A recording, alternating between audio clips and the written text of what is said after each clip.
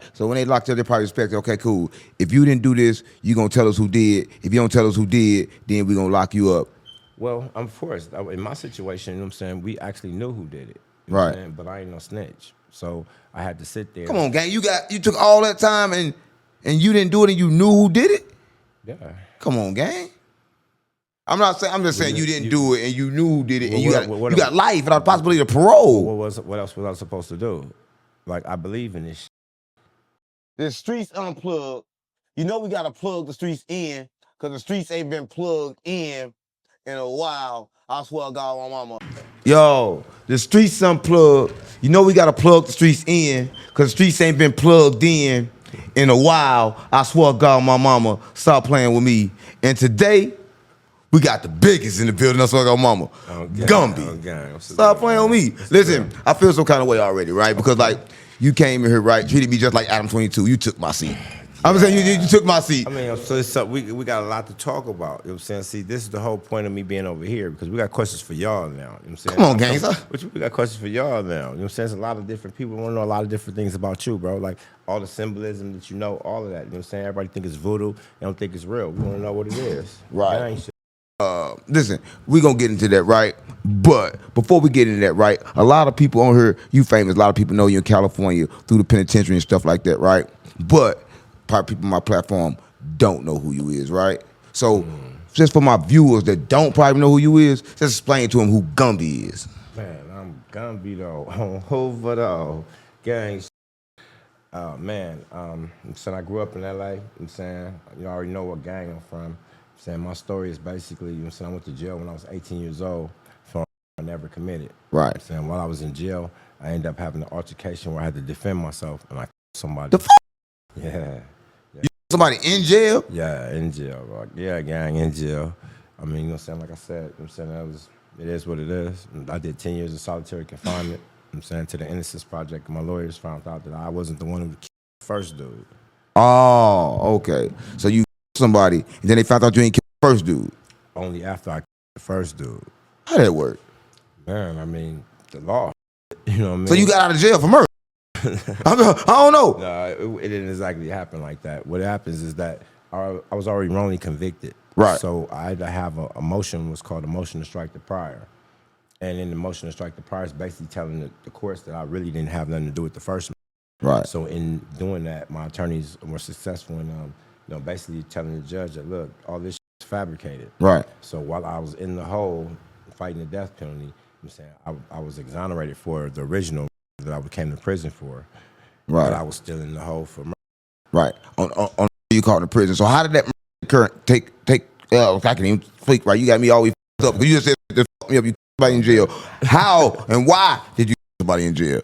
Well, I'm saying it was prison politics. You know what I'm saying? The situation happened, you know what I'm saying, in our car, you know what I'm saying, and I was accused of something and I was attacked. So I defended myself. Right. And that's how I go. You got to defend yourself if you in jail. So what was you doing your time at?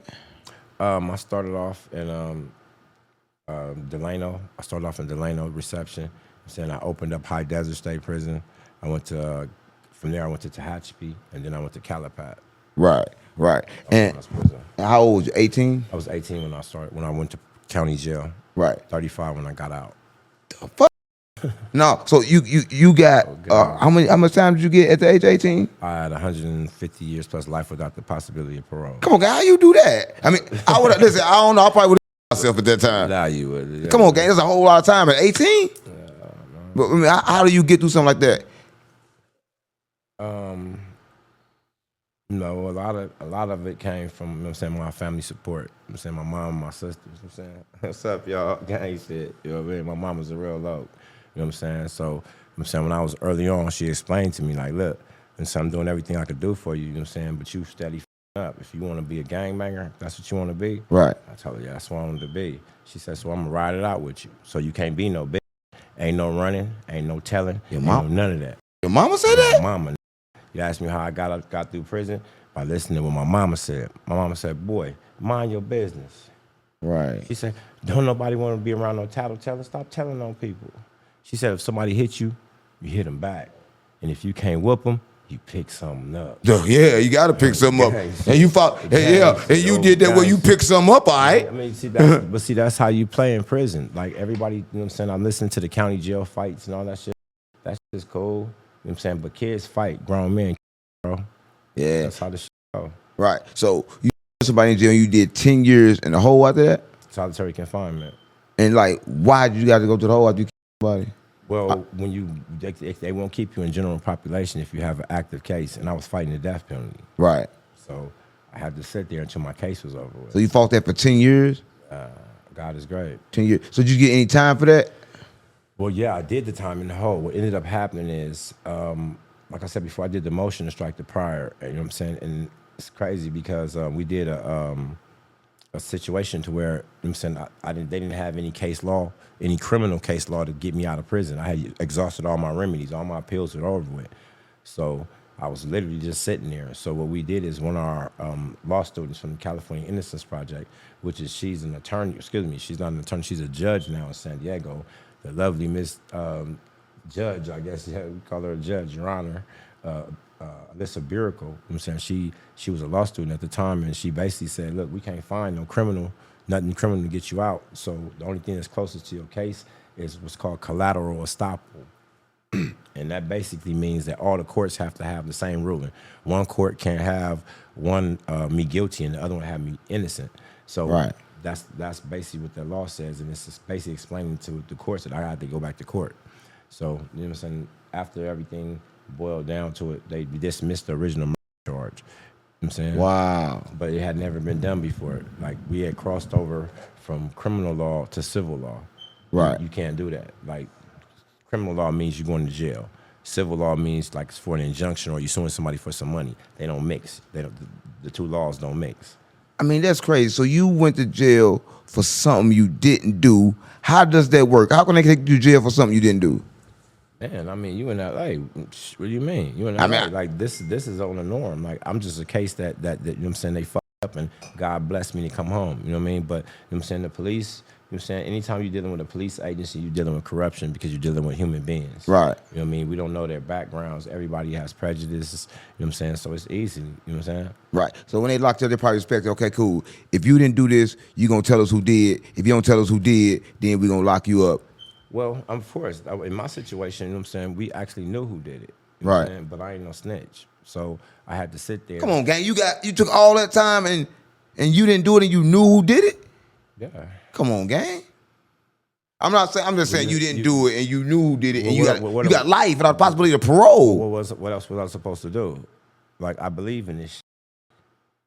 You gonna lose your life. Like, it's over with. That's not how I envisioned it. That's not how it really went. You know what I'm saying? That's just how they wanted it to go.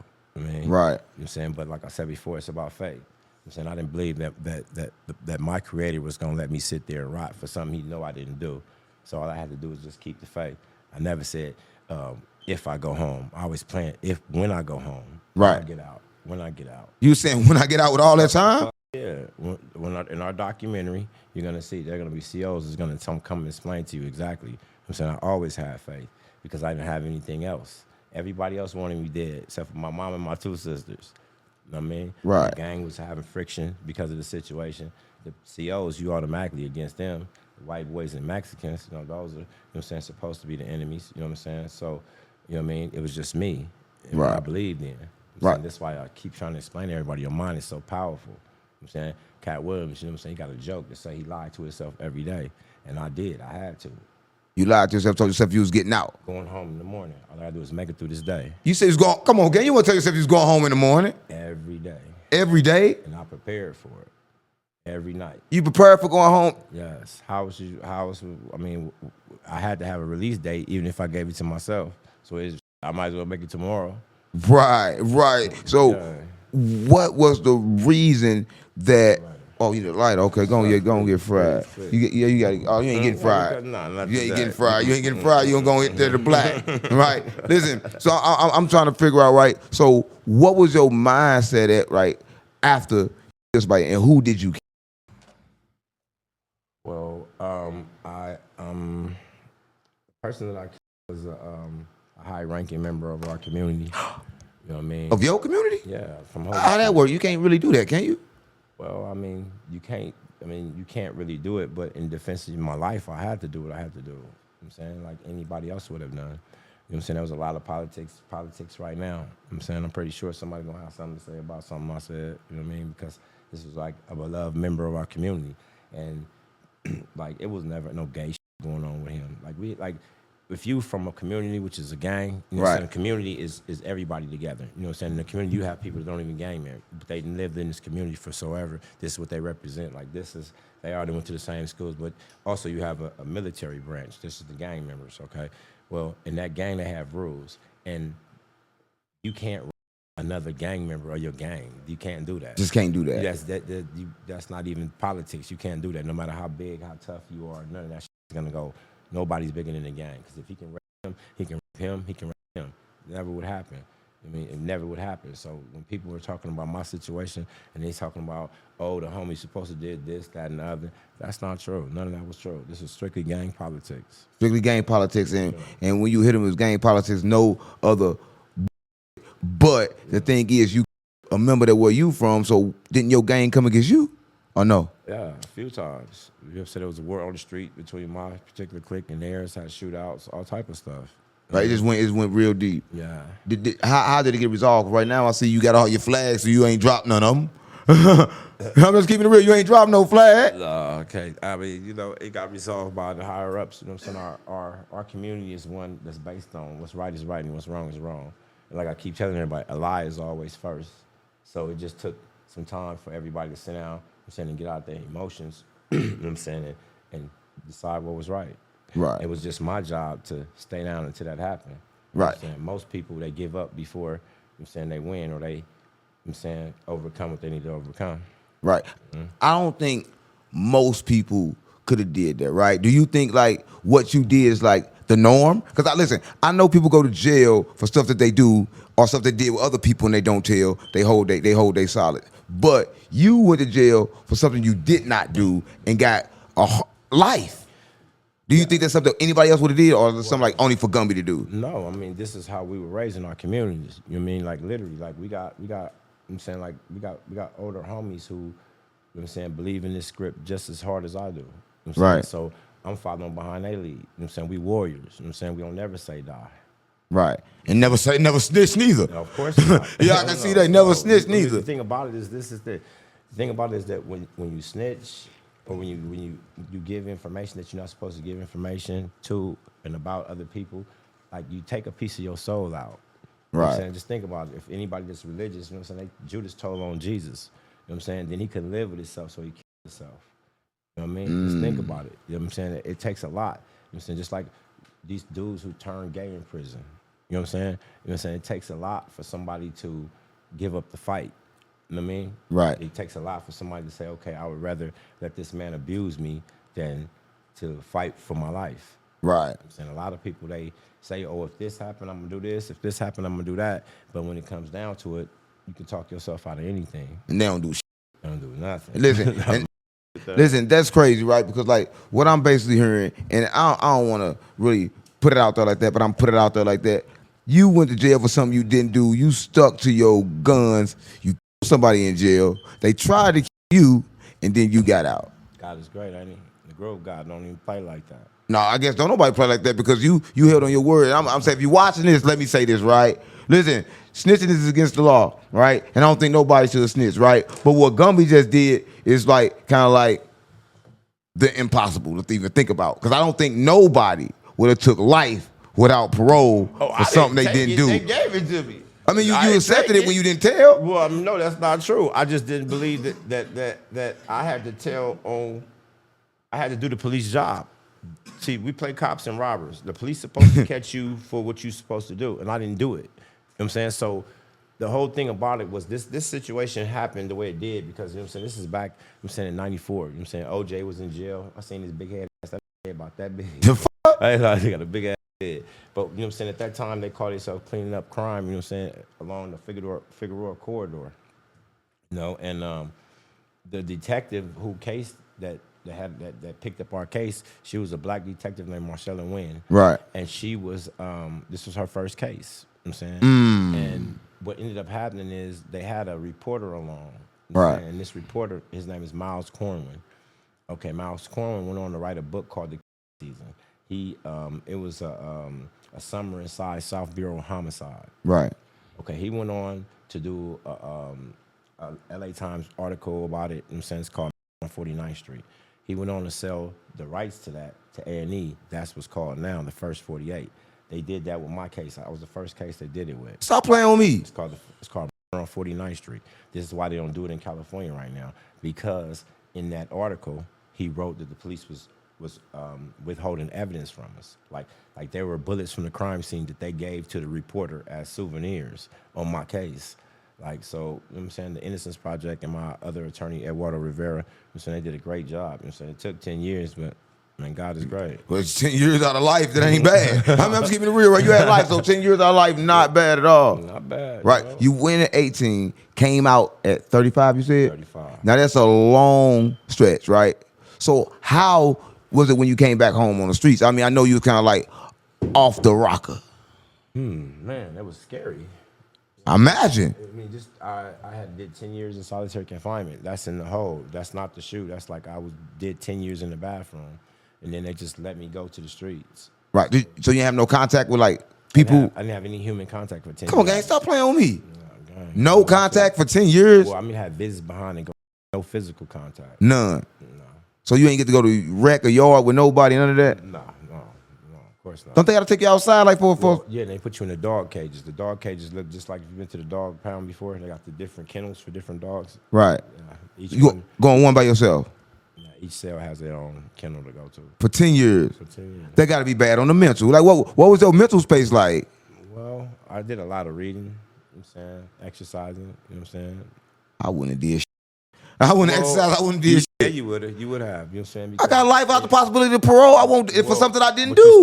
You still have a program. You know what I'm saying? You still program. You hear everybody saying ain't nobody bigger than the program. That means that you have a program. If you come in, you black, you're gonna go to your assignment section, whoever your people are, and whatever the program it is, that's what you're gonna do. Or else they're gonna stab your ass and get you out of there. Right. But when you somebody, was you thinking like, damn, that couldn't give you no more time? No, that ain't what I was thinking. I was like, shit, I f***ed up bad now. Mind you, I'm in here and I'm not supposed to be in prison anyway. Oh, okay. So now I done made it double worse. I got 150 years plus life without the possibility of parole. I don't go to the parole board. There's no release date for me. Now I just, you know what I'm saying? So now I have to fight the death penalty in the hole in solitary confinement. Right. And when you were fighting the death, so the first time you weren't facing the death penalty, but when you... Well, yeah, I fought the death penalty the first time as well. You did? 14 months, yes. I ended up with 150 years plus life without the possibility of parole. So you faced the death penalty 2 times? Yeah. Stop playing with me. Gang. Come on, gang. Hoover dog. 2 times. So listen, so what is it like? I mean, a lot of people, if you're watching this and you in the streets, you probably about to be in the same position he was in if you keep doing what you was doing. So I'm gonna try to help you find a way out, right? I'm just gonna keep it real, right? So when you got the death penalty, right, and you facing the death penalty, what is your mindset like? Trying not to get the death penalty. Right. You know, I would be like, give it to me. I'm already here for life. I'm like, well, see, the thing about it was that my situation was a little bit different. You know what I'm saying? I had a lot of pressure from a lot of different sides. You know what I mean? And you know what I'm saying, this was probably like the pinnacle, you know what I'm saying? So my attorneys, you know what I'm saying, I explained to them that we had a saying it was all or nothing. I had to go home or it was nothing. None of this shit we did was for nothing. right. You know what I mean? So that's basically what we were shooting for. But at the end result, you know what I'm saying, before I already had an exit plan because I needed to go to death row. You needed to go to death row? Yeah, I already had life in prison and it wasn't so bad. Come on, gang. Like, what do you mean? Like, if that's all you have, is life in prison, right? Literally, like, they in the visiting room, there's drugs there. You know what I'm saying? Like, But it's still prison. it is. I mean, but if you can't get out, you have to make the best of it, right? Come on, gang. You can't make the best of life. Yes, you can. No, I did time in jail. I did 10 years straight. You cannot make the best of life. I don't know what you can do with life in jail, right? Well, you can learn yourself. You know what I'm saying, you can go to school. You know what I'm saying, your body is only in prison. My body only did 10 years in solitary confinement. My mind didn't. You know what I'm saying? Right. I stayed studying. You know what I'm saying, different things, you know what I'm saying, especially spirituality, you know what I'm saying, that was something that I had to half-ass acquire, you know what I'm saying, Right. because in order for me to be in that type of situation, I had to detach from all situations, you know what I'm saying, like I have family members that passed away when I was in the hold, I haven't even grieved for, because I had to disconnect myself from any emotions. And you can't have no emotions if you got life and then didn't do nothing. I mean, your emotions was already gone. You ain't disconnected; they was gone already, right? So what it is that there's different stages, like like life on the prison yard on a Right. GP is different from in the hole. Like life on like if you're in general population, you got basketball, you know what I'm saying, you got rec, you got jobs, it's like a mini city. You know Right. what I'm saying? So it's always moving. I mean, Right. What was the penitentiary like you was in? Was it like a war zone? Like was it like a lot of people or just you? well, no, not just me. Don't say it like I'm that. Man. You asking. making me sound horrible, bro. No. Come on, gang. It's No. horrible. You somebody in jail. I mean, you know, prison is a horrible place, bro. Like it's like the things that you guys hear about, you know, they really happen. You know what I'm saying? Upon different situations. What really happened? Everything you hear about: murder, extortion, prostitution, drugs, corrupt COs. Prostitution. Yeah. How can you how can you do prostitution in jail? COs in there. That's Oh, okay. I get Gotta you. sell some. Think about it. Like everybody in prison aren't broke. Right. Yeah? You got dudes with millions of dollars on their books. Right. You know what I mean? Like, And you can get anything you want if you got the money to pay for it. Of course. That's just like anywhere. This is just the prison. Just think of it as a mini city. That's it. Right. That's all. They got a jail for your ass there too. That's the whole. Right. So when you kill a member, do you automatically lose like protection and like people from that members come try to keep? Of course. How that work? How that happen? Well, I mean, with any situation, you got people who like the other person more than you. I'm saying that, especially if the other person is more powerful than you. You know what I'm saying? Like I said before. Hold on, you like powerful? Yeah, pretty much. Come on, gang.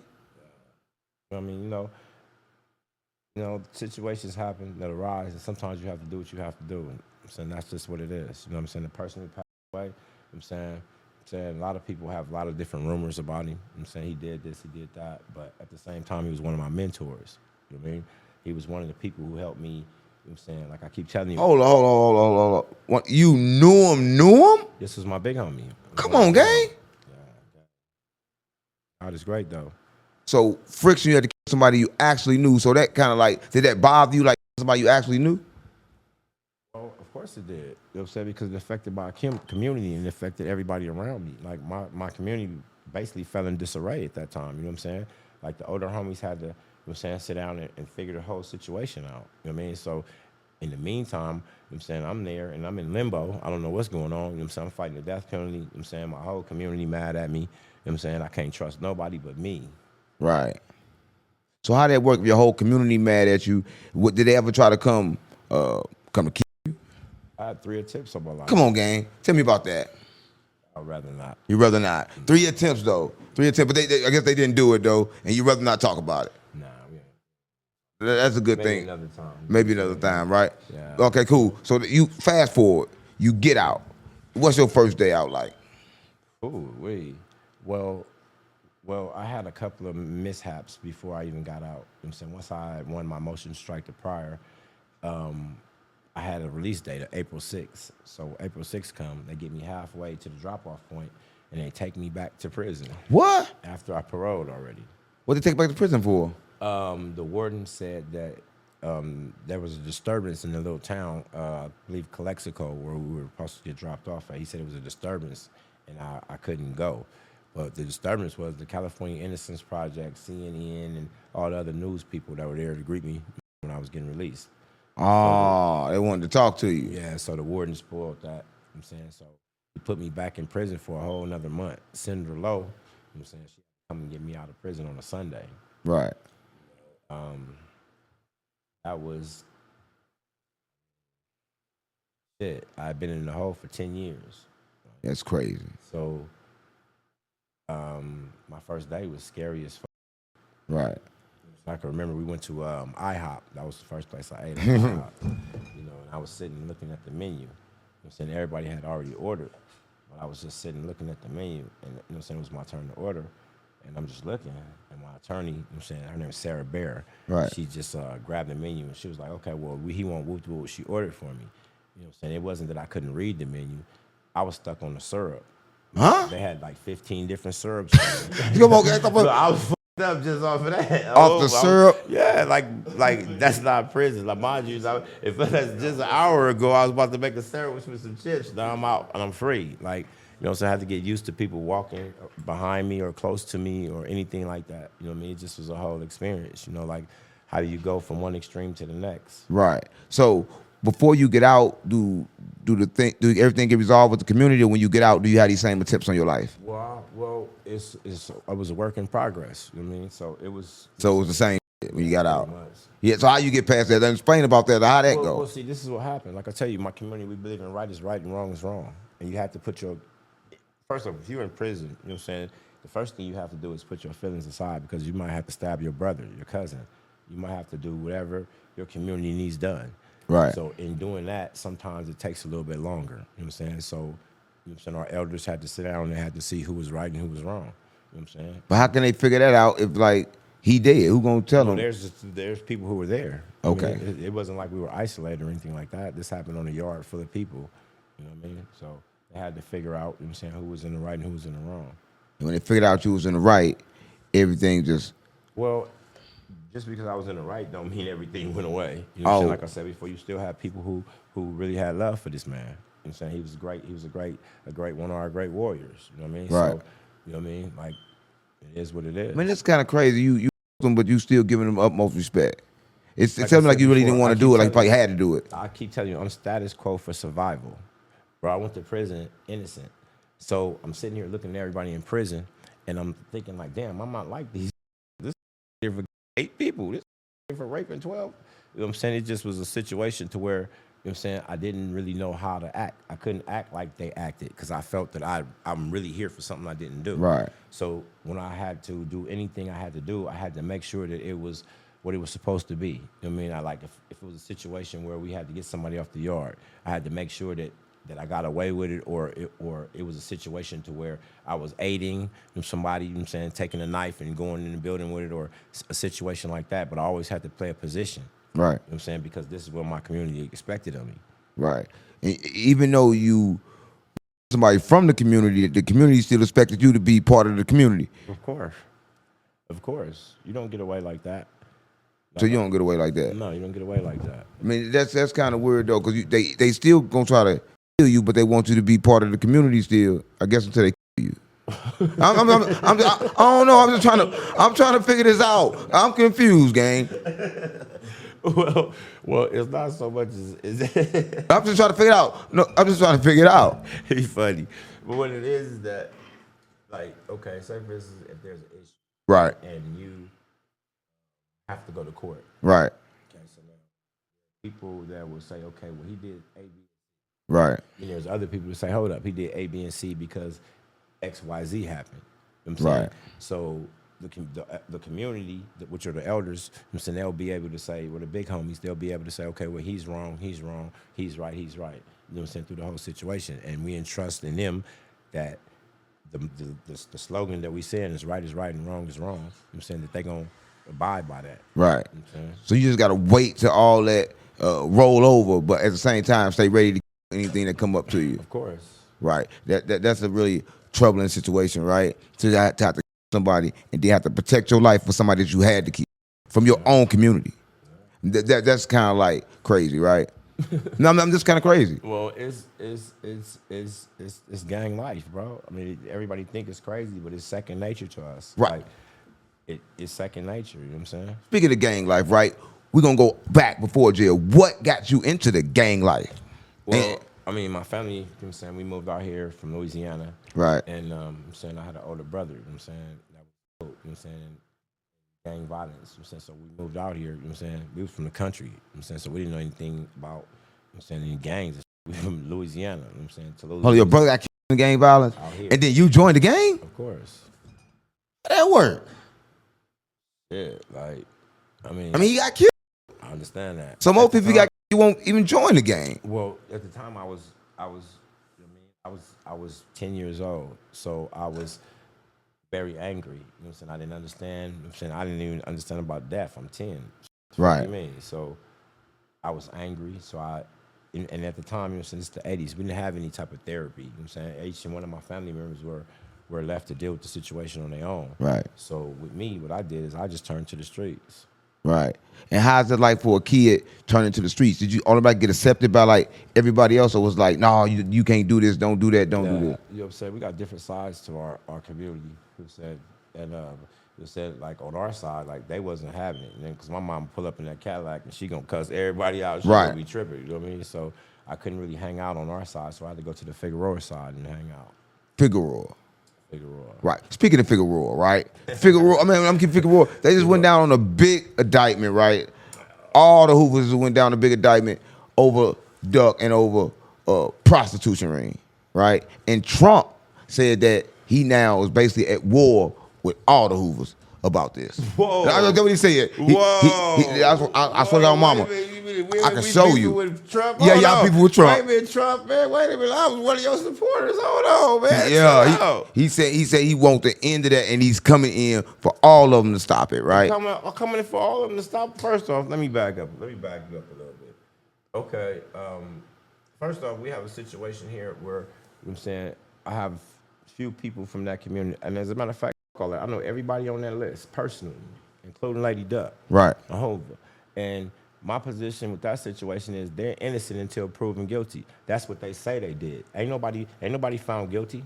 Right. Ain't nobody. This is what we're supposed to be. You know what I'm saying, innocent until proven guilty. But everybody been persecuted them. Now let's just take them off the map. You know what I'm saying? Because I'm saying they got an open case, and I don't really want to say too much about it. But I just want to talk about the conditions that these people grew up in. Right. You know what I'm saying? So these conditions that they grew up in, you know what I'm saying, like 14-year-old girls, you know what I'm saying, 12-year-old girls, you know what I'm saying.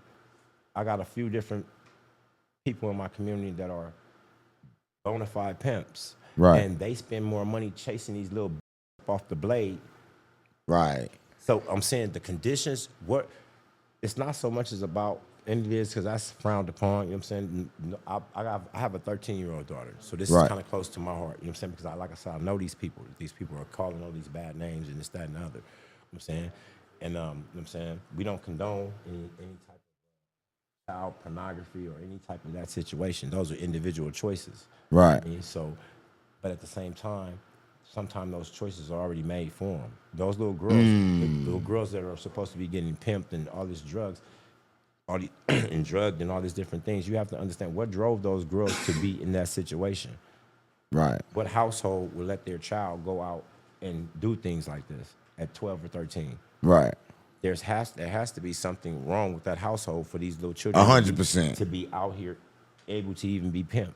Right. So we can point fingers at the pimps, you know what I'm saying? We can point fingers at the prostitutes, but what made these girls go out here at 12 or 13 years old? And that's what I'm trying to figure out. Like, they did that, and evidently they feel like, you know, they can lock everybody up. My thing is, what I noticed in California is kind of like a war on the gangs, right? It's like they are really trying to lock all the gangs up in California. And I don't even know what reason that's for. Well, I mean, this is a society, right? And a society has to have laws. Like I Right. said before, this is cops and robbers. I don't have to do crime anymore. You know what I'm saying? But I also can relate to people who are in the streets. Like, a crime is only broken when the police know about the crime. Right. You know what I'm saying? But this is the way these people live every day. Right. You know what I'm saying? These people who they say are getting pimped and abused, some of them may very well be, but some of them don't have nowhere else to go. So they're sacrificing themselves for somewhere to sleep. Right. So I'm saying, before we can go into, oh, this person is wrong, let's figure out, why are these little kids, these are kids, out in the streets? Why? Why are they not at home? Where are their parents at? One of them mama was a whore. Yeah, One of her mama was a whore. Yeah, that's that. And I'm trying to, and everybody, I was reading the comments in that, and one comment said that it said free P4. You know what I'm saying, free all my lokes. I'm saying all of them. You know what I'm saying. But the comment said free P4. You know what I'm saying, and under it said that they want to give him 100 years for pimping her, but her mama was her first pimp. That's what I'm talking about. That's the truth. Like, You know what I mean? Like this is the environment that these young girls are coming from with mothers like this. You know what I mean? Like I couldn't even imagine it. You know what I mean? But So the mama got to be on the case too, right? no, she's not. So fuck. She's not. She's not. She's How not. she don't get on the case? I don't really know her or know who she is. But That just don't even make. Who's this? Huh? This ain't the gate. Tell her to open the gate. Tell her to the gate. They ain't the gate. Tell her to call the gate. Why would you do it in the middle of a podcast? That was weird as hell. You that hungry? That was weird. You that hungry? You don't stop. Tell her right there. She right there. No, Chapel. She ain't sleep. Yeah, my bad about that. So I forget where I was at. That was weird as hell. No, I forget. I don't know what made him just do that. Let's get back to where we're going. I don't know where we was going. So, but that happened. But before that happened, is a big indictment. That's why I say it's a war against the gangs, well, right? see, this is the thing though. Like a lot of things that we can't sugarcoat it. You know what I'm saying? There's no excuse for any type of situation where you are taking advantage of a child. You know what I'm saying? Right. And we can say this, that, and other, but that's just the law. But in reality, we know what's going on. You know what I'm saying? These children are being forced to the streets. You know what I'm saying? The economy is bad. You know what I'm saying? Everything is high. You know what I'm saying? Everything high in California. Yeah, believe that. You know what I mean? So now they're forced to out here to get it however they can. That's Right. just what they're doing. Right. And that make a lot of sense. But I think it's a war on the gangs because it was another big indictment right before this one. And it was on, I guess, the Rollins, all the 6-0s. Yeah. They go to jail, right? For like crazy shit too. So it's kind of like that. Like Big U in jail. Now I heard Big U is a snitch. This is what they saying, you know what I'm saying? I haven't seen any paperwork, but I mean, you know what I'm saying? Like a lot of these old guys are being uncovered. You know what I'm saying? Right. Your best friend, Whack. You know what I'm saying? Come on, gang. Ain't my best friend. How you gonna say this is my best friend? That nigga got a wrinkle booty. I'm just keeping it real. I can't be best friend with no old man with no wrinkle booty. I'm just keeping it real, gang. That ain't my best friend. Well, you know, he somehow he keeps coming up with information about these older cats, you know what I'm saying, that had older cases that may have been before our time, you know what I'm saying? So, you know what I'm saying, from my understanding, him and another well-known 6-0 Petey Whack, they supposed to have paperwork on him. You know what I mean? And if he's already told once, what you think he's gonna do now? Tell. I mean, I gotta keep it real. You gonna tell. I mean, if he told once, you gotta tell again, right? You repeat the same. This is right here. The thing about it is this right here. What is his incentive not to tell? He's about 60 years old, I guess. About now, you know what I'm saying? Everything is on him. Right. I mean, like that's a burden that he has to carry, you know what I'm saying? And you know what I'm saying, we've been taking bets to see what he gonna do. Right. Because like, I mean, he don't have taking bets to see what he gonna do. Yeah, you know what I mean? Because this is gang. This is like gang history right here. You know what I'm saying? Right. That's a major figure in the streets of LA. You know Right. what I mean? No matter who say what, you know what I'm saying, that man. So he can't snitch. If he snitches, like it's over with for him. In the streets. This what I'm saying. It's over with him now. He's if he's convicted, like I said before, you know what I'm saying, I'm not wishing anything on anybody that has an open case or anything like that. And he is innocent until proven guilty. That he is. You know what I'm Right. saying? But I'm saying if it go the way they got it, you know what I'm saying, it don't look like he'll be coming home anytime soon. Right. But if he go to jail and then they find out that paperwork exists, how's gonna be walking on the yard? Can you walk on the yard if they know you got some old, even though you ain't snitched on this case, if they find out you snitched on the other case, can you walk the yard? A snitch is a snitch. So you can't walk the This yard. is what I'm saying. So if those alleged facts are true, I'm saying everything we just talked, the scenario we talking about, Right. why wouldn't he tell on whoever he needs to tell on? Right. He's not even telling because he's going to get a time reduction. He's telling because he's bitter at a lot of people. You know what I'm saying? Especially Whack. Ooh. He's bitter at What you Whack. bitter at Whack for? I'm pretty sure that Whack could tell you. You said we go get him here. You said we could ask, but you know what I'm saying, before Big U went to prison, he made a video. You know what I'm Right. saying? And the video was basically saying, you know what I'm saying, why the police didn't go. He said, y'all might as well go get Whack. And the whole, That was a snitch right there. I was a snitch right there. If he said you might well go get Whack, Whack need to be hiding right now. I'm just keeping it real. He said that for real. that was the video we saw. You know what I'm saying? That was the one right before he turned himself in. You know what I mean? So like, I mean, Let's see if he stays strong. Now he ain't stay strong. He said I need to go get whacked. Listen, whack. If you're watching this, you need to be on the first plane out the country. Stop playing with me, cause you going down. Stop playing with me. And they don't like big round booties in jail. I'm just gonna keep it real, whack. Listen, that's crazy.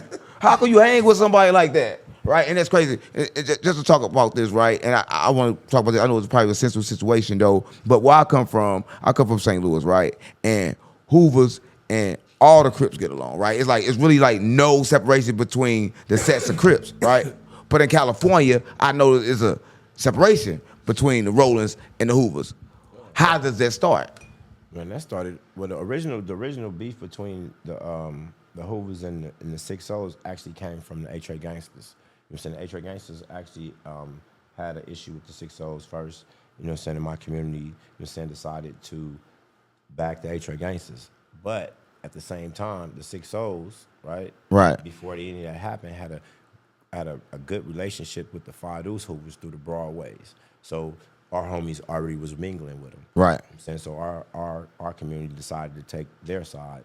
So what ended up happening in that war, you know what I'm saying, all these years later, the A-Tray gangsters, they called some type of truce with them. You know what I'm saying? And we stuck in this war with them. So but then is that the reason why now you guys don't identify yourself as Crips no more? Because of that situation right there? Or how did that work? A lot of different situations, you know what I mean? Like at the time, you know what I'm saying? At that time, this is like 89-ish, somewhere around that area, you know what I'm saying? Like the homies we really was like Crips grudgingly anyway, you know what I'm saying? Because we didn't get along with, even though we were saying Crips, we couldn't do anything that Crips did. You know what I'm saying? Like we had beef with all the other Crips. You know what I mean? So it came a time to where we just decided, you know what I'm saying, their politics wasn't aligned with ours. I mean, and we made our own move. But how did they get decided? It got decided through various different situations that I mean, you know what I'm saying, that the older homies had to deal with. You know what I'm saying? Like situation you guys have in St. Louis, and not even in St. Louis, like even in Houston. When I go to Houston or I go to like Atlanta, you know what I'm saying? We don't know. A lot of the Crips, you guys are stuck in that era, and it's a beautiful era. Trust me. Like I had a situation with a few people in Fort Worth. Right. They're saying the HCGs and the CGs that are Five Deuces. That was Percy. Oh no, that was OG Percy, and that was OG Kunta. Yeah. Right. For everybody watch, I just want to say who it is, right? Because they the only ones in Texas that's actually doing the Hoover wrong. From what I know, that's what I know. So Percy, if you're watching this, your old doing the Hoover wrong. I'm just gonna keep it real, gang. He is doing it wrong. So listen. So how do one react to that? Well, I mean, I'm saying that situation is still being worked out as we speak. You know what I'm saying? I had a situation to where I'm saying we had another network that we were dealing with. You know what I'm saying? And my community feels that this guy behind the network, you know what I'm saying, he was dabbling too much. Right. You know what I'm saying? He was in too much of our business. Right. You know, so that caused a lot of friction. You know what I'm saying? Man, like I said before, I'm saying on another podcast, you know, our community is not what everybody expected to be. You know what I'm saying? We're not here trying to force anybody to be anything. This is just the military branch. You know what I'm saying? We also have, you know what I'm saying, community activists. We also have homegirls that are nurses, tax accountants, all of these type of situations. Right. You know what I'm saying? So we pretty much lead with love. You know what I'm saying? Once you in the inside of where we love. Yeah. Nigga, you gotta kill sometimes. love. Sometimes like God. I mean, that's why God said you're not supposed to kill, because that gives you the power of life and death now. Right. So, question. So now, even with Percy and them, people like that, how do they supposed to know, right? Listen, California is far away. So a lot of times we get put on, like in St. Louis, we get put on, and then nobody come back out and tell us the new rules. Mm-hmm. How are we supposed to know?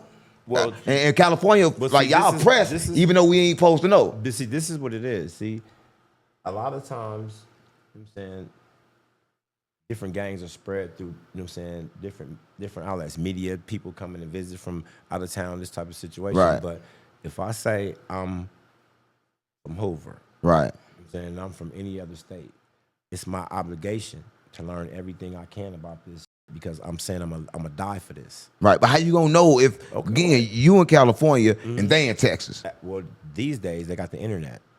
These days, you know what I'm saying, they tap in with different artists we got. You know what I'm saying, Trig Bird. You know what I'm saying, different people who want to know about. So our ain't no culture. excuses. Ain't no excuses. They gotta know. You have to know. How do you don't know yourself? How you don't know about what you're gonna live and die for? How you don't know who your enemy is? Right. Now that goes on to say that, like I was explaining about the different situations about the different Crips in all these different states and how they groove, right? Right. We don't have any intentions on making y'all have beef with the 6-0s. If that comes, it's gonna come naturally. But we don't have any beef. We don't have any beef with that program they got going on. And this is what Percy and them. Oh, can't nobody come down here and tell us or change this? They want us to be like them. No, that's not what it is. If you're one of us, it ain't no being like us. We all. So you don't think California like that? Press. I'm sorry. You don't think California like that? Press shit. I don't understand that. You don't think California press shit? Oh, of course, of course. It's only one right and one wrong. We don't really compromise. Right. Why would you? Why would you compromise about the truth? I mean, like save somebody's feelings. I mean, so say for instance, you like Person and right, they got a letter wrong, right? They got letters backwards. That's a real deep violation just getting one letter wrong. Yeah. Explain that. How's that? How that work? Well, that situation is a little bit, you know what I'm saying, tense because they got one letter wrong. That one letter is a letter that makes you not official. Right. You know what I mean? Like that's just it in a nutshell. You know what I'm saying? We've been in communication with them, you know what I'm saying, and you know what I'm saying, they understand, you know what I'm saying, what we're saying, but at the same time they have different grievances about, you know what I'm saying, their situation there. You know what I'm saying? But this situation is a situation, like I said, we have, you know what I'm saying, older homies that's talking to them, I'm saying, in talks with them, you know what I'm saying, to see if we can come to some type of mutual understanding. But, you know what I'm saying, like, as of now, you know what I'm saying, the shit just is what it is. But basically, if they gonna do it, they just need to do it right, and that's how y'all view it. Like, do it right. Why would you want to be a half a Hoover? Why would you want to be not accepted in your community? Like, half Hoover. But I'm saying there. But my whole thing is not my message is not for anybody that's already set in their ways, right? I mean, because we have an older generation and they feel that this is the way it is, and we had all this and this, that, and other. You know what I mean? When you're in a situation like this, because now everybody's looking at them a certain type of way, right? And then they have white, you know what I'm saying, they have the young dudes, you know what I'm saying, and they watching all our community, right? And they getting all their swag from our community, right? But it's a difference when your community don't accept you because of that one letter, right? You know what I'm saying? So I'm thinking that they should, me personally, if you didn't know and then you find out, I think it's easy to just say, okay, cool, we know the thing, let's do the right thing. That's the most common thing you should do. That's not. It should. Common. That is common. If the gang is Hoover and the gang is from California and the California come down and say, hey, dude, y'all got it wrong, it's common to just say, let me get it right. Well, that's what, see, a lot of people can't accept truth for what it is. You know what I mean? Like, but we not actually from Hoover. We never been there. Right? And it's like, so when you come with the correct knowledge. See, this is the thing, though. It goes back to the people who are in charge. You know what I'm saying? Right. That's just like if I'm jumping over a gate for 30 years, right? And then you just come and open the gate and walk through it. Am I still going to jump over this gate? Yeah, I get what you're talking about. I mean, like certain people, you know what I'm saying, their pride and their egos, you know what I'm saying, they think they bigger than the gang, and nobody's bigger than the gang. Yeah, no. But you still go to Texas. Why wouldn't I? I mean, that's kind of crazy, right? You going to Texas knowing that it could be something in the air or something like that, or you going to Texas to try to tell them, like, look, let's just get it right. Well, see, my whole thing is that, like, when I go to Texas because I got homies there. Right. You know what I'm saying? I'm welcome in Texas. Right. So I can go wherever I, you know what I'm saying, need to go to. I don't travel in any type of fear or anything like that. This is my community. Right. You know what I'm saying? This community that we're talking about is Fort Worth. I've never been there before. You know what I'm saying? I would like to visit, you know what I'm saying? But at the same time, if I don't, you know what I'm saying, I'm still gonna be from home. You ain't never been to Fort Worth, but Fort Worth came to you. Cause I noticed you was with Real Tune. I saw that blog you was in Real Tune, and he came out there. And Real Tune is really good with Percy, so I'm thinking Real Tune should have told Percy, right? Cause Real Tune came out and deal with you. What it is that they have their own personal relationship, and I'm not sure if they have that type of relationship where they can, you know what I'm saying, talk about that type of shit. But Percy, from my understanding, you know what I'm saying, Percy is well trenched in over there. You know what I'm saying? Like they know him over there. They You know what him. I'm saying? So my whole thing with that is that the last conversation I had with Percy, I was in Houston and I got in touch with him. You know what I'm saying? And You called him. Yeah, I called him. I did. What do you mean? Oh, you called him. I mean, you pressing. That's Well, it's not that's so normally much- California. It's not even so much that I'm y'all call it a press, but it's just an understanding. You know what I'm saying? Like if we have an understanding of where each other is, they can come and say, okay, well, X, Y, Z, and I say, okay, it's the opposite. Right. So that gives me an opportunity to say I can f with this dude or I can't. But we can't have that understanding if we don't even have a conversation. Right. You know what I'm saying? So when I talked to Percy, you know what I'm saying, I explained to him, you know what I'm saying, he, you know what I'm saying, he spoke first, you know what I'm saying? He's an intelligent guy. You know what I'm saying? I'm listening to his words he's saying, you know what I'm saying? And his whole thing was basically that, okay, well, if we got it wrong, you know what I'm saying, y'all need to come, you know what I'm saying, and and let it and give it to us right. Like, you know what I'm saying? Like he said, you know what I'm saying, he's a man of God. He like, man, if you're wrong, right is right and wrong is wrong. Oh, so he hitting the lit, hitting you with the lit. Yeah, he understands. Yeah, he understands. So, you know what I'm saying, last we talked, you know what I'm saying, I was supposed to be bringing him to California. You know what I'm saying? He said he want to walk on Hoover Street, smoke some California weed. We don't have nothing against Percy. You know what I'm saying? Especially if we trying to show him what's right. You know what I'm saying? So why would we do anything to you? Right. That's not even our intentions. We're not going with our fists balled up. Right. Why would we? Why would we go with our fists balled up to try to convince y'all that this is the right way to go? We're not doing any of that. Right. They can actually stay whatever they is, and because we already are who the fuck we are. Right. You know what I mean? Well, I heard Percy didn't have a problem, but I heard OG Kunta got a problem. I heard he got a big problem. Well, I mean, Kunta's a man of very strong opinions. You know what I'm saying? I spoke Big to him, ego. I spoke to him. What was that conversation like? I know this had to be a crazy conversation with Kunta because I done talked to Kunta before. It didn't go too well. Well, I mean, with him, you have to listen and understand where he's coming from. You know, he's not. He's more Muslim orientated. A lot of his analogies is coming from his faith. Right. And you can't like mix that with the game. Well, you actually can. I keep telling everybody about the Groove God. I know who the Groove God is, and I don't think a lot of people know that's the real God. Yeah, you know what I mean? But see, the thing about it with him is that Kunta, he has to understand that with power, you have to think for everybody, not just for yourself or not just for the cause that's wrong. Right. You know, you can't defend wrong. Right. There's only one right and one wrong. Make a lot of sense. So did they get put on by California? Is it a direct put on like from California with them? And this is the whole thing that happened with Real Tune. You know, he went. They were saying that they were descending from Sweetport. So Real Tune goes and he video. Sweetport. What's Sweetport at? Sweetport, Louisiana. Louisiana. So them Hoovers too. Yes. So I don't want to cut you off, but so another Hoover set can put another Hoover set on, even though it's not from California, as long as that one Hoover set got put on by California. Yes. Okay, now it's finished. Yes. So they were supposed to have got put on by Sweetport, but you know, like I said, Tune went and did a video, and it kind of like didn't go according to plan. You know what I'm saying? They Well, I can't go according to plan if they put them They on. basically said that they didn't even know who they were. So who put them on?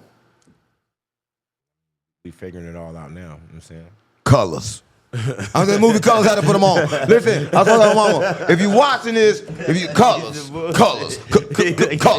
I'm saying, listen, you probably don't know, right? But Colors was a major Yes, it was. thing, and it influenced a lot of people to be in the game. Louisiana when Colors came out. This is like 88, 89. Yeah, it influenced a lot of people to be in the game. A lot of people started banging straight from Colors. Yeah. I was in Louisiana. So is that official if you bang straight from Colors?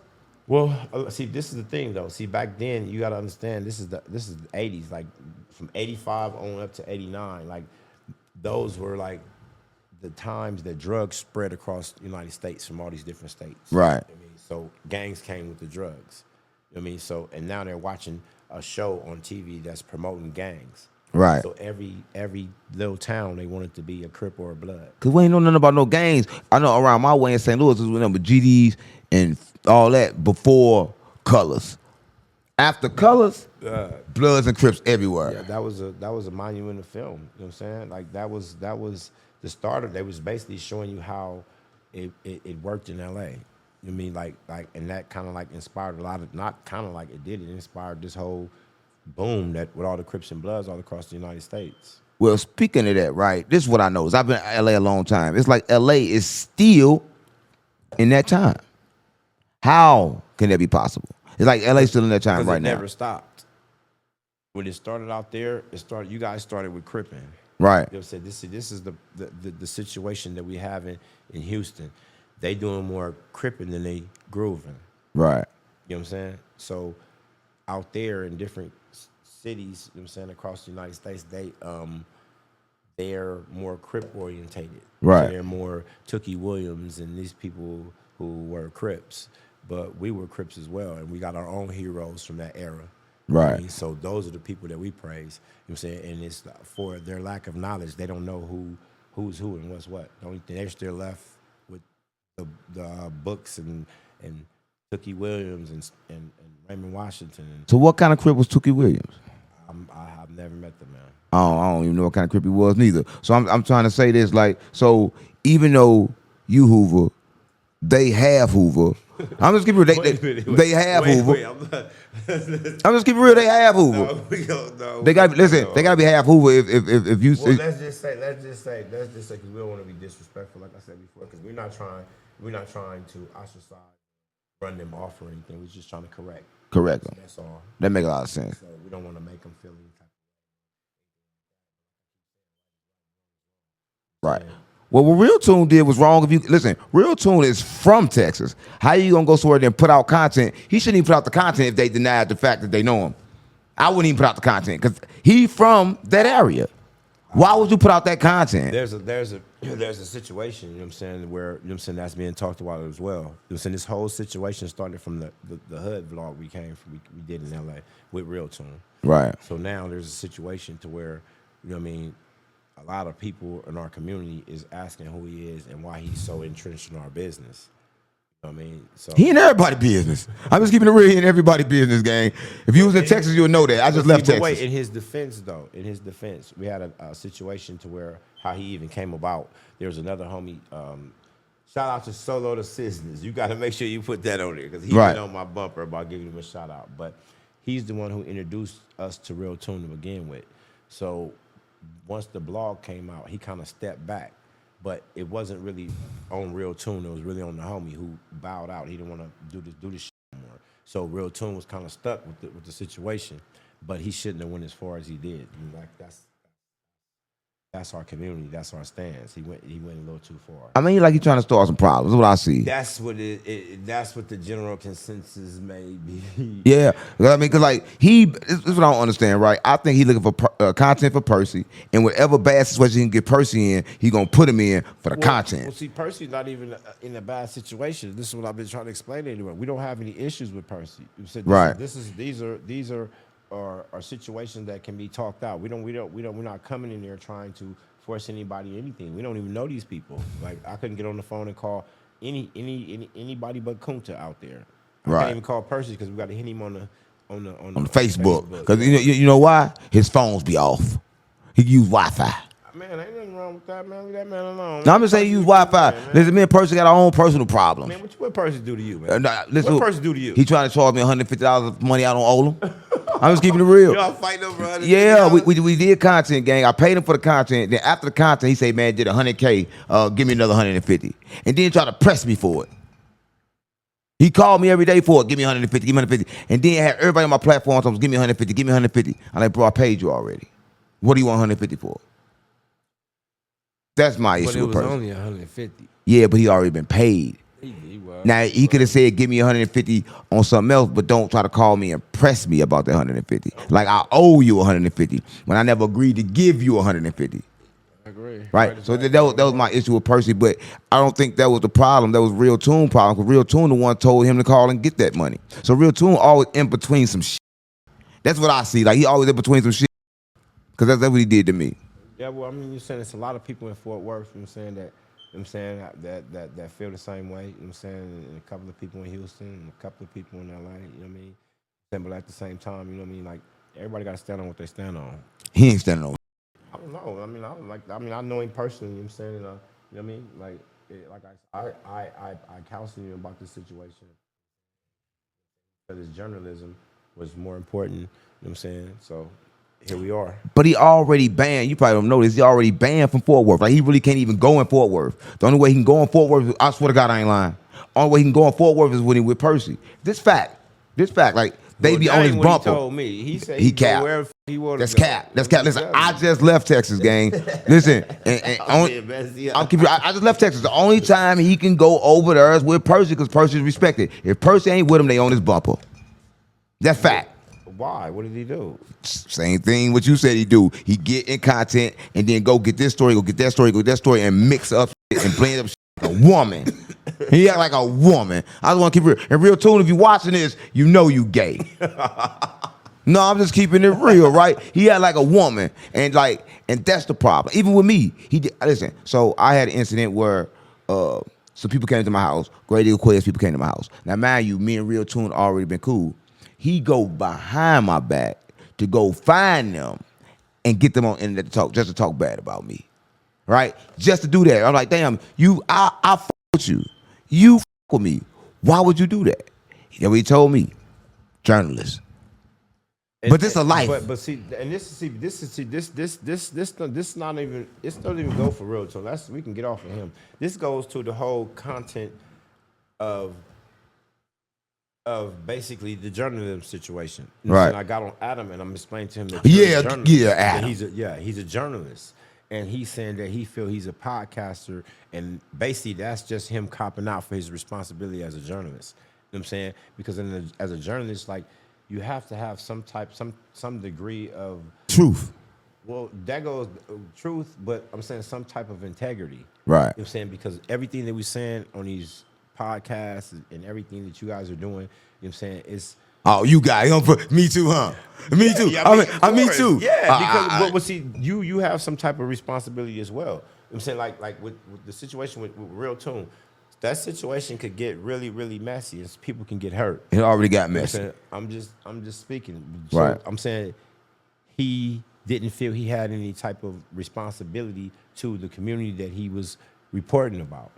Right. You know what I'm saying? If he wanted to uncover the truth, he could have uncovered the truth and went and talked to them in privately. But you just the whole community. You know what I'm saying? Like, and it's not just about them. You our community. Right. And everybody's not happy about that.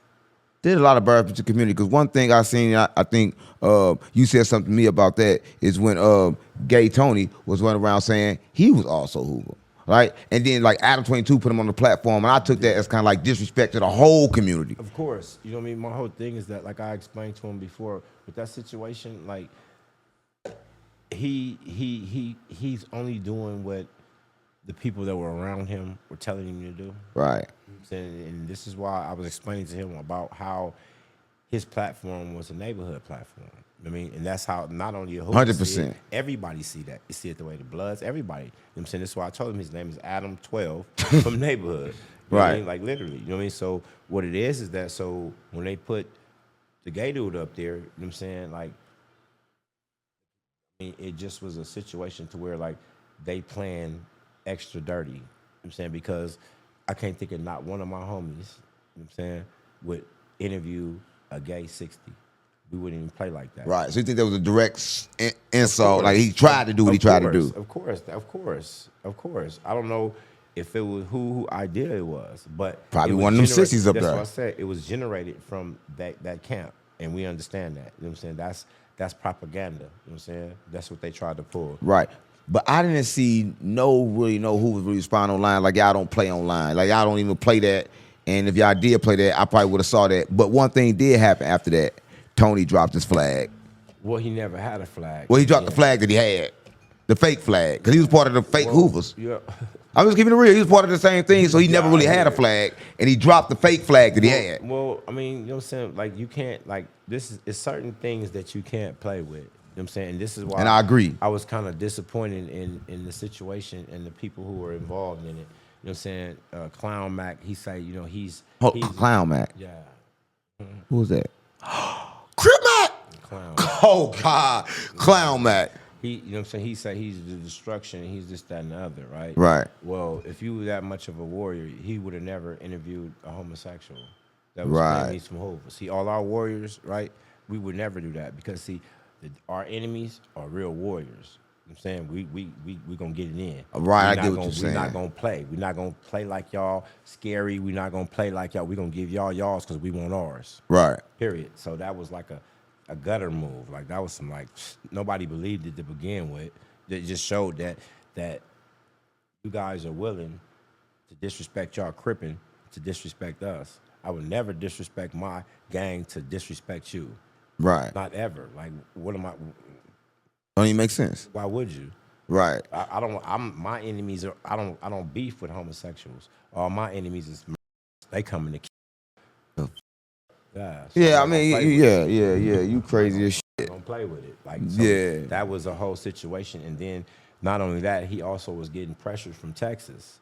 Right. You know what I mean? Because you know what I'm saying you made a community look bad. And our community is just not in LA. We got communities all over the United States. And people was very upset about that because nobody believed it. Like, come on, like nobody believed that. Like there are no openly gay Hoovers anywhere. Right. Anywhere. If you get outed, you're out of the closet, you out of this gang. So you gotta leave if they find out you're gay. You're gonna leave. We say you serious. I mean, this is not me. This is just the laws and rules that I gotta live by. So You you know? can't even go that way if you claim yourself to be a Hoover. Well, I mean, like I said before, my community is one of the most homophobic communities because of our past history and past things that happened in the past with our older homies. You know what I'm saying? But that was 30 years ago. You know what I'm saying? Our young generation, we don't play like that. Right. At all. You know what I'm Right. saying? I see you turning up on the internet, but I never seen any other Hoover on the internet really turning up quite like you. So That's not true. Trigger Bird, you know what I'm saying? He on his shit as well. But you know what I'm saying, also we got Under the Groove, you know what I'm saying? But you know what I'm saying, we got a few different situations, you know what I mean? But you know what I'm saying, this whole internet situation to us is kind of new. You know what I'm saying? Because that's what I was talking about. Like it's just new. Our community is kind of strict. You know what I'm saying? We kind of like the Spartans, you know what I'm saying? We got strict rules about strict shit. Right. But you know what I'm saying, those rules are being relaxed right now because like I had to explain to our elders, you know what I'm saying, the internet, you know what I'm saying, is a war of propaganda. You know what I'm saying, I'm pretty sure everybody's seen me get attacked by, you know what I'm saying, the internet. Right. You know what I'm saying? And so, you know, there was a situation to where, you know what I'm saying, our elders were basically saying that, you know what I'm saying, I couldn't defend myself. Right. You know what I'm saying, or I couldn't defend, you know what I'm saying, the situation that I was in. Right. You know what I'm saying, and, you know what I'm saying, they had the, you know what I'm saying, powwow about it. You know what I'm saying, and I had to explain to them that first off, we're trained from kids to always defend ourselves. Right. You know what I'm saying? So if I'm being attacked, I have a right to defend myself. Right. Period. You know what I'm saying? Kind of opened up a little bit of room for us to, you know what I mean, move around, you know what I'm saying, on the internet a little bit. You know what I'm saying? But and in general, we're not supposed to play on the internet, and there are certain things we're not supposed to say on the internet. Right. So what happens? Like just like every time the OGs in the community got together and said, "Okay, y'all go on the internet, but you only can discuss." It's like is there rules on the internet that y'all can discuss? Of course. Right. Okay. That make a lot of sense. It has to be rules because the internet is where anybody can come and say anything, and anybody can be anything on the internet. You know what I'm saying? So in that regard, you know what I'm saying, in our community, we can't fight with each other. You know what I'm saying? We can't talk shit to each other on the internet because we really can go to the set and get it in. You know what I'm saying? Literally. Right. You know what I'm saying? So I'm not gonna say nothing on this internet that I won't go to the set and say another face. But at the same time, you got people that's all around the world. You know what I'm saying? They get to say whatever they want to say. So you know, so we had to come up with, I guess you would call them community guidelines. Hoover guidelines. A lot of them. California got a lot of guidelines. Yeah, I mean, you have to. You know what I'm saying? You got to think about it. This is the gang capital. You know what I'm saying? This is the gang capital. Every gang that's in LA, you know what I'm saying, it migrated to all these different cities. Yeah, it's a fact. LA is huge. So y'all still got, so when the A-Trays, they did a peace treaty with the 60s. So do that mean that they directly against y'all? So y'all, or how that work? No. Or y'all just let that go and let them do what they do, and then y'all just inherited they beef? I mean, we basically inherited their beef. but still click with them too. I mean, they still allies. Right. How that work though? Like, don't they? It's working. I don't know. Yeah, it's just working. It's working. Right. I just actually just talked to Crazy D from H.R. Gangster. You know what I'm saying? I love you, big bro. On gang. You know what I'm saying? Got you, Denard. You know what I'm saying? My supporters. You know what I'm saying? Like I said before, like I keep telling you, I'm status quo for survival mode, right? And these were all the people who helped me be able to withstand and overcome all of these things mentally, physically, the whole shit. You know what I'm saying? These people I keep shouting out. Right. Well, I noticed you on No Jumper, right? And I want to talk about that. When you was on No Jumper, a lot of stuff was going on. You pressed the shit out of Adam 12 from rolling. No, listen. No, I'm keeping it right. You pressed the shit. From rolling. Yeah, you pressed the shit out of Adam, right? And he took it. And a lot of people ain't took it. And he said he's gonna give. This is what I heard him say. He said he's gonna give you a donation for the community and plus pay you. You basically pressed him. And Wack said that you was about to extort him. Well, first off, see, this is what I'm trying to explain to you about our communities. We from two different communities, right? Our community, we don't extort people. We don't have to, because we so groovy, they gonna want to fuck with us anyway. Right. When I go to the store, if I don't have no money, I don't have to worry about it because this is our community. I'm the same person that's helping these people bring in their boxes in the morning time when we coming in from the club. You know what I'm saying? These are the same people who have a problem in our community. You know what I'm saying? We the ones they call on. You know what I'm saying? So we don't have to extort them. They're part of us. So how you gonna extort your cousin or your uncle or auntie? Adam looks scared as a bitch. I mean, so he just looked scared. I never seen him look that scared on the podcast. I don't think he was scared. I think he wanted to understand what I was saying. You know what I'm saying? And I think he did, but I think that Adam is the type of person that he only respects you if he knows you or who you say you are. You know what I mean? Like, so I don't think it was too much of a fear. I think it was more respect. Respecting. Some type of mixed with fear. You know what I'm saying? Sometimes I could be a little scary. I don't know, because he disrespect Wack right in front of you because he told Wack that you the gangster that Wack trying to be. That's what he said. You messy. I'm just keeping real. That's what he said. He said you the gangster that Wack. I want to get it everything right because I'm confused. He said you the gangster that Wack want to be. He said it right in front of Wack's face. Yeah, he did, but they got their own. You know, they brothers. You know what I'm saying? They got their whole little shit together. You know but Wack did deny it.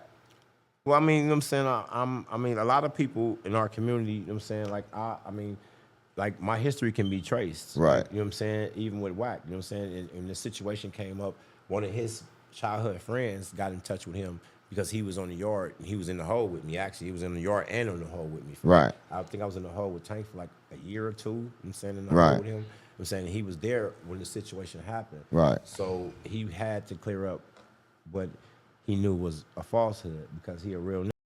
See, right. A real not gonna let no talk about another real. That's part of the real handbook. You can't do that. Right. You know what I mean? This is the same situation with what happened with 4 Extra. You know what I'm saying? Oh, 4 Extra probably got hit extra. Here we go with this. No, my fault. I be snapping out. I be snapping. My bad. My bad. Yeah, my bad. You know what I'm saying? No, I'm just keeping it real. That's my bad. I think about 4 Extra. I just think about carrots.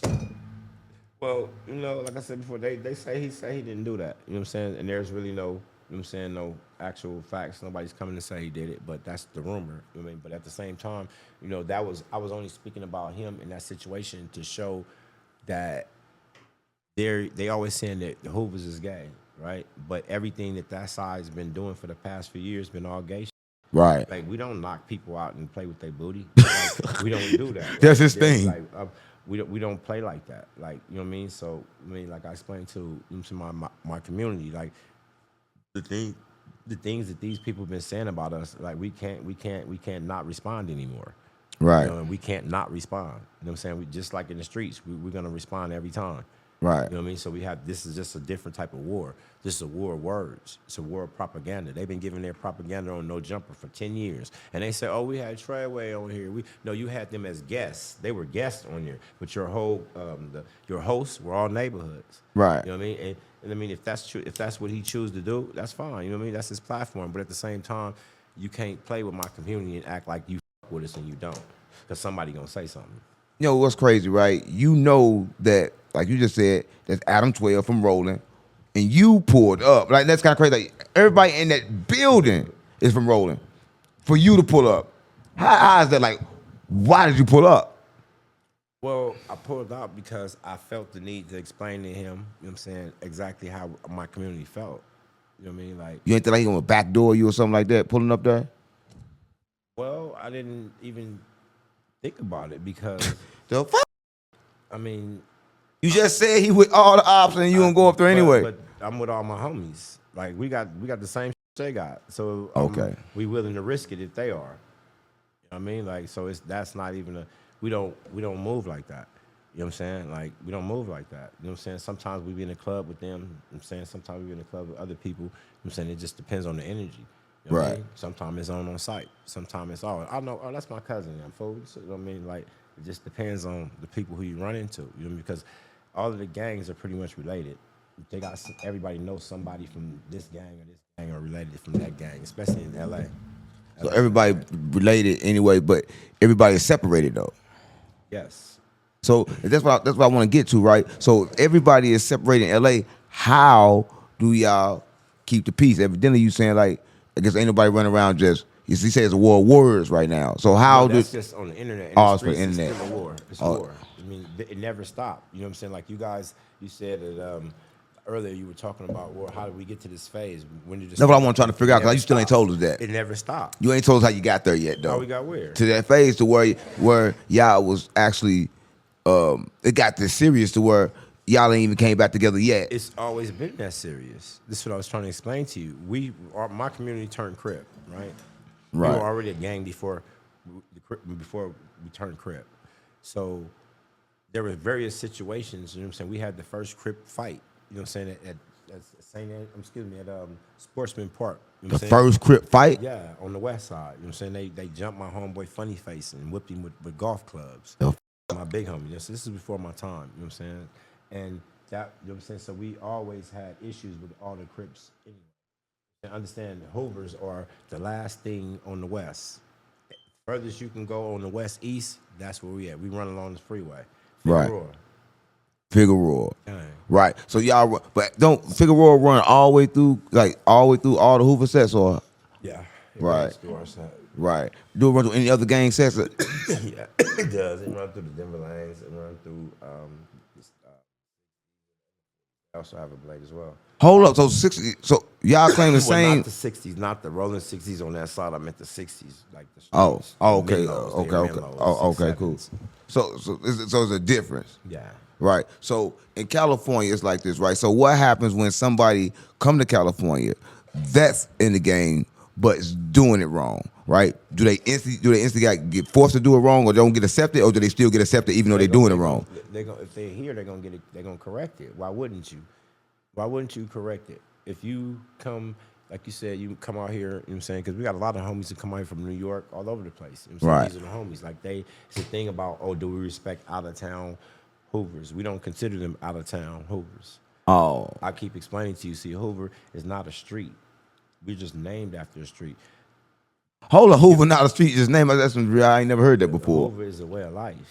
It's the way we live from generation to generation. Like we got older homies who we around. You know what I'm saying? And we go and you know what I'm saying, this is our congregation. This is who we deal with. You know what I mean? So this is the way of life. Like so, you can't be really an out of town Hoover because if your groove is right, you in conjunction with everybody else. So that Right. means you can travel freely. You can come to Texas. You can come to LA and be treated like you're supposed to be treated. Right. And that's how it's supposed to be. That's a good thing that y'all did that. But I noticed this. When I first came out here, I didn't know, right? I didn't know nothing because where I come from, 60s and Hoovers, like, they together. And they together all the time. So when I came out here, my first reaction was, let me find a Crip to be around, right? And that was my mind state. Like, let me just find a Crip to be around out here because that's what we supposed to do. This is the thing.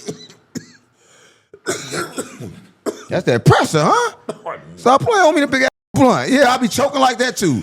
Yeah, that motherfucker long as shit. The difference is this: out there, you guys are Crip orientated. Right. You know what I'm saying, and it stopped there. But see, from here, you know what I mean. When our community, you know what I'm saying, we are more orientated into Hoovers, you know what I'm saying, into our own introduction. We are our own entity. You know what I'm saying? We have our own language, we have our own codes, we have our own everything. You know what I mean? Right. So this is our indoctrination. We're indoctrinated into our community. Right. You know what I'm saying? We've separated ourselves from certain Crips, and we're the majority of Crips, you know what I'm saying, and got our own flag for our own benefit. You know what I'm saying? Our belief system isn't for everybody else. You know what I'm saying? This is why I say this is not, you can't really join a gang. You can't really join the Hoovers. You have to join our community. Because see, it doesn't matter if we're a gang, if you were a gang member, all these little young dudes that's from Hoover, they still gotta listen. Right. They still have to not only listen to me, they gotta listen to the community. They can't be blocking nobody's driveways. They can't be doing anything they're not supposed to be doing. Well, let me say this, right? And you probably gonna look at this crazy, but it's really kind of crazy. Do you know in St. Louis, when you a Hoover, you don't wear blue and orange, you wear blue and gray. Blue and orange is actually wore by the 6 Deuce ECC Crips. In St. Louis, I swear to God, my mama, and that's kind of like crazy because I didn't know nothing about orange until I came out here. Well, see, this is what I'm saying. This is a lot of things that go on in these other states, right? But how do we get the blue and gray? I think we got it from Hoyas because everybody were Hoyas, and then we were Hoyas. I'm not sure about how they do it, but we get ours from the hat. You know what I'm saying? The Houston Astro hat. You know what I'm saying? Orange and blue. You know what I'm saying? Our colors is not just orange; it's orange and blue. You know what I'm saying? That's pretty much, you know what I mean, our symbols. You know what I mean? But in other states that have all these different colors. You know what I'm saying? Like there was a situation in Fort Worth where they said, I believe that the colors were blue and gold. That's 6-0 colors, rolling colors, ain't it? Those are Main Street colors out here. So they ain't, see in St. Louis, them rolling colors. You know what I'm saying, but I'm saying the color scheme of everything, it all has to go back to where it came from. This is the whole point of this whole thing of everybody tapping in to, they say, the motherland, LA, whatever set they from, you know what I'm saying? It's so they can get it right. Right. You know what I'm saying? Like, why would you want to be banging something that's not right? If you come out here, you won't be respected. This is why a lot of people who come from out of town are not respected. You know what I'm saying? They come out here and they on some weird shit. You know what I'm saying? We don't even do that. Then they end up getting robbed by their homeboys from LA. You know what I'm saying? Because they think they weird. Like, you know, in our colors, like, you know what I'm saying? That's where a lot of different, you know what I'm saying, friction come in at. This is why they say, oh, LA Crips don't respect, you know what I'm saying, out of town Crips. It's not that they don't respect it. They don't understand it, just like you guys don't understand us. You know what I'm saying? Right. And then if there's no understanding, if they're not coming out here to learn, you say, oh, well, we don't wear that? Okay, well, I ain't gonna wear that no more. But that could be a major problem. 'Cause with me, first, when I heard it, I'm like, okay, cool. We wear blue and orange. But in St. Louis, again, it's Hoyas because we using the words to express the game. It was like Hoover on your ass. And that's the reason why we rule Hoyas. So you come up as a Hoover in St. Louis, you rule blue and gray. That's what you did. But if I get out here, we see the difference and we respect the difference. I even call home like, yo, you know we doing it wrong. And when I call home, they're like, no, how we doing it wrong? Well, see, this is. I'm like, you got the wrong colors. See, this is the thing, though. See, that's not actually true because see, the Salos 107s, the Right. colors is blue, same colors. Blue and gray? Make 107. a lot of sense. So that's where we got it from. So that's their colors. That's where we got it But from. Hoover colors as a whole, like our colors, is Notre Dame. Notre Dame, the Fighting Irish. Tan and blue is our color. Right. Our personal clique color. So tan and blue is the personal. For So 9 dudes. oh, I Notre get it Dame, now. Everything is coming from the hat. I get it now. So every set got a different color. Individual color. But one color represents the whole gang in general. Yes. And that color is blue and orange. Yes. Listen, if you're watching this, we just really dropped the deal on you, right? If you didn't know, right? Every different clique got their own different, like nine-fold. You know what I'm saying? Everybody got their own different color for their own different clique. But the overall gang, you know what I'm saying, is orange. Right. And how did that come about? Like, so how did that come about for everybody to get their own colors? From the hats. From the hats. Just like with the 40s or anybody else, is with the hats. You know what I'm saying? So whatever hat, that's what it is. No, whatever set, that's what hat you wear. Like Okay. ours is Notre Dame. You know what I'm saying? So we got all Notre Dame gear. Like our set day is coming up. You know what I'm saying? So you'll see a lot of different Notre Dame. And I got to go to that. Yeah. Yeah, I swear I'm pulling up. There you go. I swear I'm pulling up. I'm pulling up. You know what I'm saying? Speaking of set days, you just said, what's the gear? You said, I got to speak up for, you know what I'm saying, the homegirl Africa, you know what I'm saying? And the other 2 people who lost their life, you know what I'm saying, on our last set day. In the hood? No, What? we had it downtown somewhere, you know what I mean? And, you know what I'm saying, it was a bunch of freaky shit, but at the end of the day, you know what I'm saying? And it's a funny story because Africa, you know what I'm saying, her real name, her gang name is China. Right. 9-0 neighborhood, right? And she got at a Hoover function, right? But What she was doing at a Hoover function? what she doing at all our functions? She's been around since forever. You know what I'm saying? She got kids there from Hoover. You know what I'm Right. saying? And she done been to all our funerals, everything. You know what I'm saying? Right. You know what I'm saying? She was a blessed soul. My mama, she was a good lady, man. So what ended up happening? If you can Shit, express They that. basically just shot it up. They shot into the crowd, you know what I'm saying, and 8 people got hit. Right. So the opposition base came down to y'all hood day and just let off shots. There had to be opposition, but you know what I mean. It is what it is. You know what I mean. Like it's a sad situation because like you know what I'm saying, that kind of shattered a lot of shit, you know what I'm saying, in the summertime because now it's a lot of tension. You know? But how that work? Do that gang think y'all backdoor that her? Oh, her? No. Because she from a whole different gang. It don't work like that. No. See, the thing about it is that I don't think they ever even had that fear about her. Like I said before, she got prominent members as kids for her sons and everything. They are upstanding members in our community. You know what I'm saying? She didn't been around forever. You know what I'm saying? She didn't had boyfriends from our set, so I don't think that was ever a consideration that we would ever hurt her. You know what I'm saying? Right. Because you know what I'm saying who she was to us. You know, Right. She raised all the little young dudes. They all slept at her house, all of that. She getting them out of camp and all that type of, you know what I mean? That's the type of woman she was, you know what I'm saying? She's really missed in our community, you know what I'm saying? That the whole family is, you know what I'm saying, is devastated behind the situation. That's all they knew was their mama, you know what I'm saying?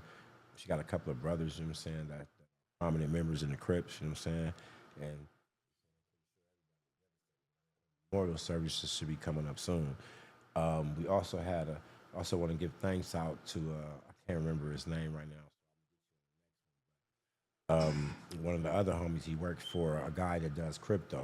Right. You know what I'm saying, and in 2 days, you know what I'm saying, they brought Lambos, they brought all type of giveaway, you know what I'm saying, then they ended up giving the family some money towards the funeral, you know what I'm saying. Right.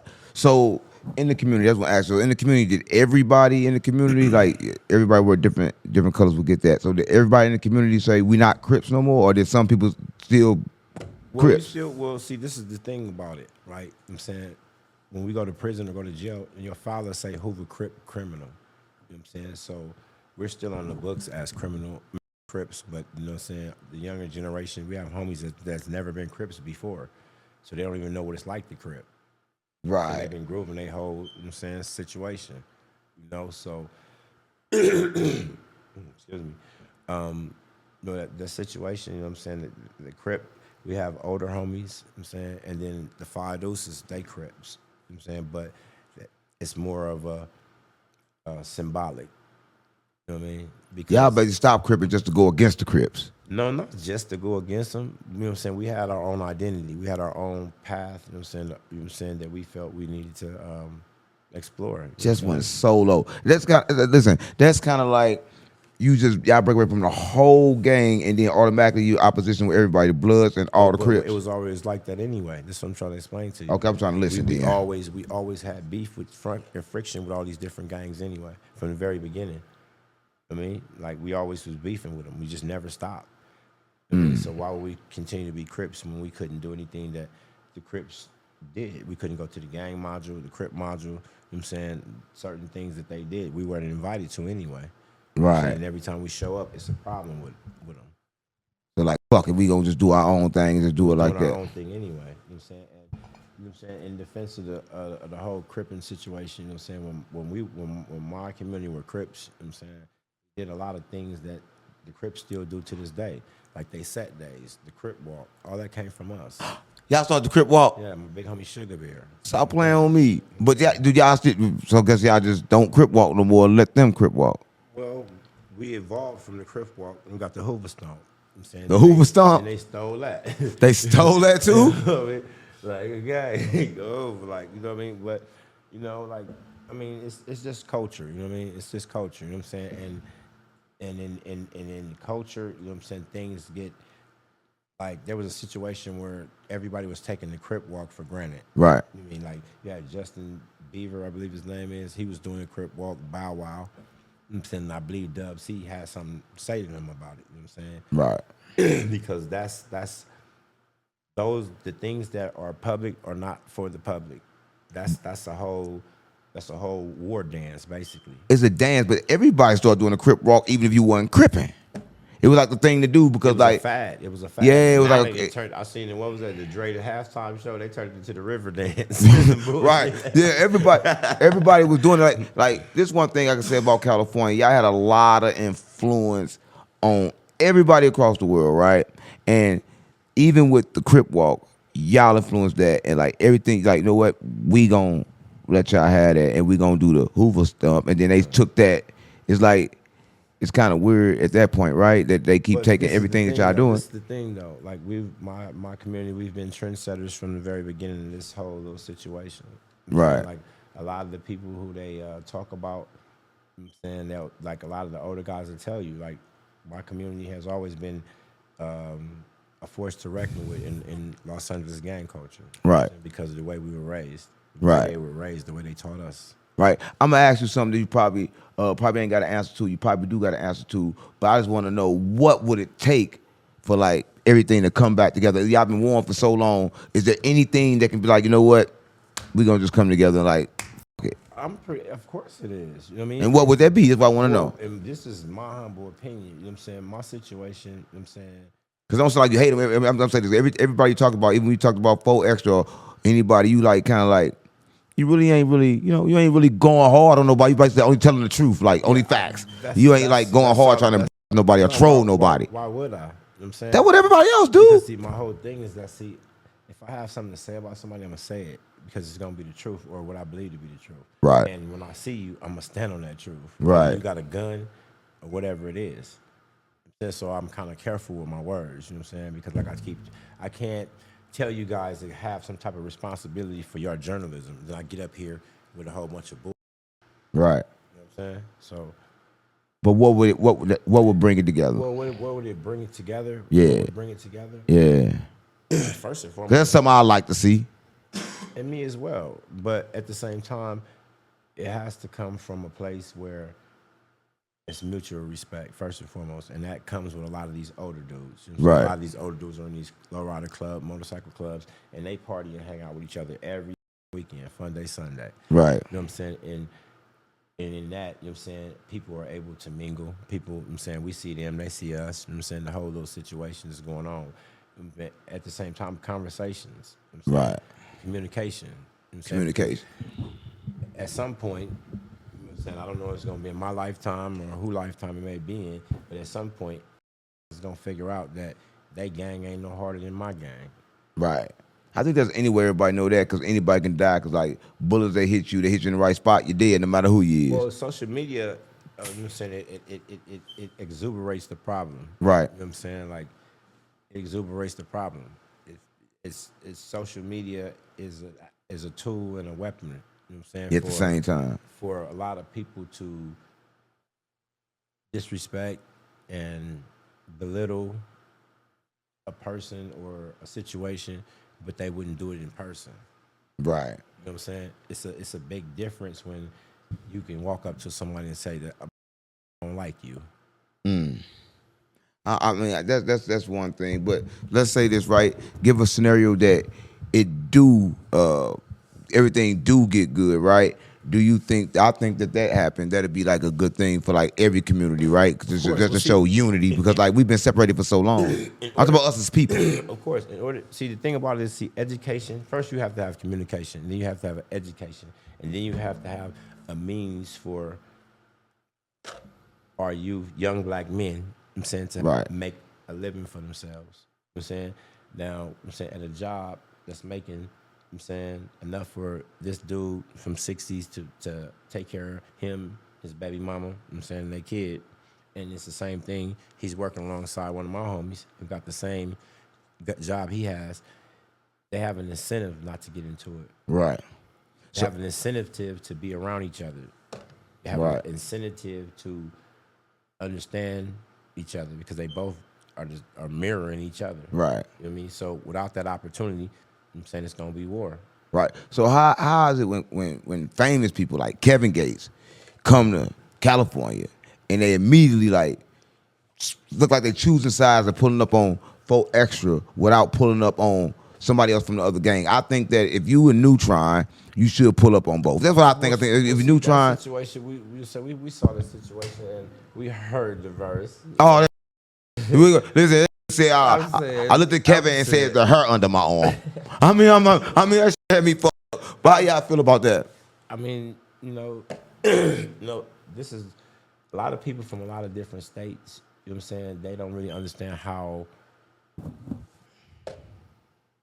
serious and detrimental gang association can be out here for people. No, we don't. I say we because I say we could for this because like we actually don't bang against Crips, and it's like our only opposition is Bloods, right? And that's like something that I really can express to you like genuinely, right? Because like even when I came to California the first time, again, I'm just looking for a Crip. I'm keeping it real, like Let me just yeah, I'm just looking for a Crip. Let me show you. See, look, and that situation was very dangerous for you. Yeah, I almost got up like That's what I'm that. saying. See, it's because of the fact that you guys are so Crip orientated. That's why. And so the division that's been going on out here for years, y'all don't understand it. Because, I mean, when I went to Houston and we went to one of the towns, like the whole apartment building we went to was Hoover's and 60s. That's my neighborhood. And I was like, damn. Like, they calling me big homie and everything. And I'm just like, damn, well, I don't have no issue with them per se. I just was surprised that it was like this. Right. I was like, damn. You know what I mean? So, you know what I mean? I had to explain to a few of my homies that just because I'm here, you can't change up on them. I'm not here for that. If you real, you're going to keep it real. You don't hear me disrespecting them. When we Right. talk, we may talk disrespectful to them. But when they hear, we're not going to do that. And we can ask the same respect from them. You know what I'm saying? So like I was explaining earlier about what person was saying, oh, y'all can't come on here and change nothing and all this. Like, nobody want to change nothing y'all got going on. You know what I'm saying? If you want to be wrong, then shit be wrong. You know what I mean? But I don't think anybody want to be wrong. I think they just try to be too strong. Well, see, this is the thing, though. That's what I think they try to be too It's strong. not so much, this is what I say, if you are any type of leader, Right. you have to take your, in any situation, right? Right. What I do is I take all of the names out of the situation. I say, okay, A did this, B did this. Who was right or wrong? Because when you attach names, you attach egos, you attach, oh, we didn't did this, and the homie didn't got and all this stuff. We didn't have the same shit go on out here. Right. So that don't move us. Right is right and wrong is wrong. Right and right, wrong is wrong, I agree. It's not up for me to decide. I'm saying I'm speaking my opinion. This is the opinions that I'm speaking on any platform. I'm saying this, I guess this is my disclaimer. They come directly from me. I'm saying this is what I'm saying. You know what I mean? And at the same time, it's kind of echoing what my community is saying. So. Right. But just for the sake, like even for me, don't nobody know. California is so far away that no one knows. But this is the thing, though. That's not necessarily true because now they have the internet and people on the internet they can search. You know what I'm saying? They got some fly ass. I thought Google was the, so I looked everything up on Google. You know what I mean? But now they got Chat GPT. See with that Chat GPT. That right there, boy. That shit is good, boy. But what it is that that's a tool for you to research. You know what I mean? That's a tool for you to research, especially this is what I'm saying. Like people who claim a gang and a person who is a part of a community that has a gang are two different things. Right. I'm saying I believe in my community. I never say die. And so in saying that, right, it gets diluted as it gets further away. right. So it's once it lands wherever it lands at, it's that person's or that group's responsibility to go back and do some type of history or some type of investigation about what you're saying you're gonna live and die for. Right. And that's what I think that everybody need to do is what myself personally had to do. But at the same time, And then at the same time, a lot of times when you do the research, they ain't gonna want to be with this no way. I'm just telling you the truth. Like, like a lot of times people think that this is You know what I'm saying, glamorous. You know what I'm saying, they see us, they see gang members, and they hear about all the violence. You know what I'm saying? They in small towns, they ain't never did none of this before. Right. But people in LA, I'm an answer, but Adam 22, he'll set you up knowing you opposition with somebody. Like I swear, the moment For Extra walked in there, I didn't figure out that they was opposition until I was on live with Munchie. Right. I didn't even know that. I ain't gonna lie to you because I've been around Brick Baby, and I was around Brick Baby. He's coming back and forth to Texas. I told him, look, I'm Hoover. He never said nothing. You know why? Because let me explain to you why. Because just what I just told you there. He knew that you wasn't a Hoover from LA. You wasn't tapped in here. Right. He knows this already. So Right. he don't have no beef with you. He don't have no quarrel with you. You just one of his partners from Hoover. Right. That's why. He didn't see you as a Hoover.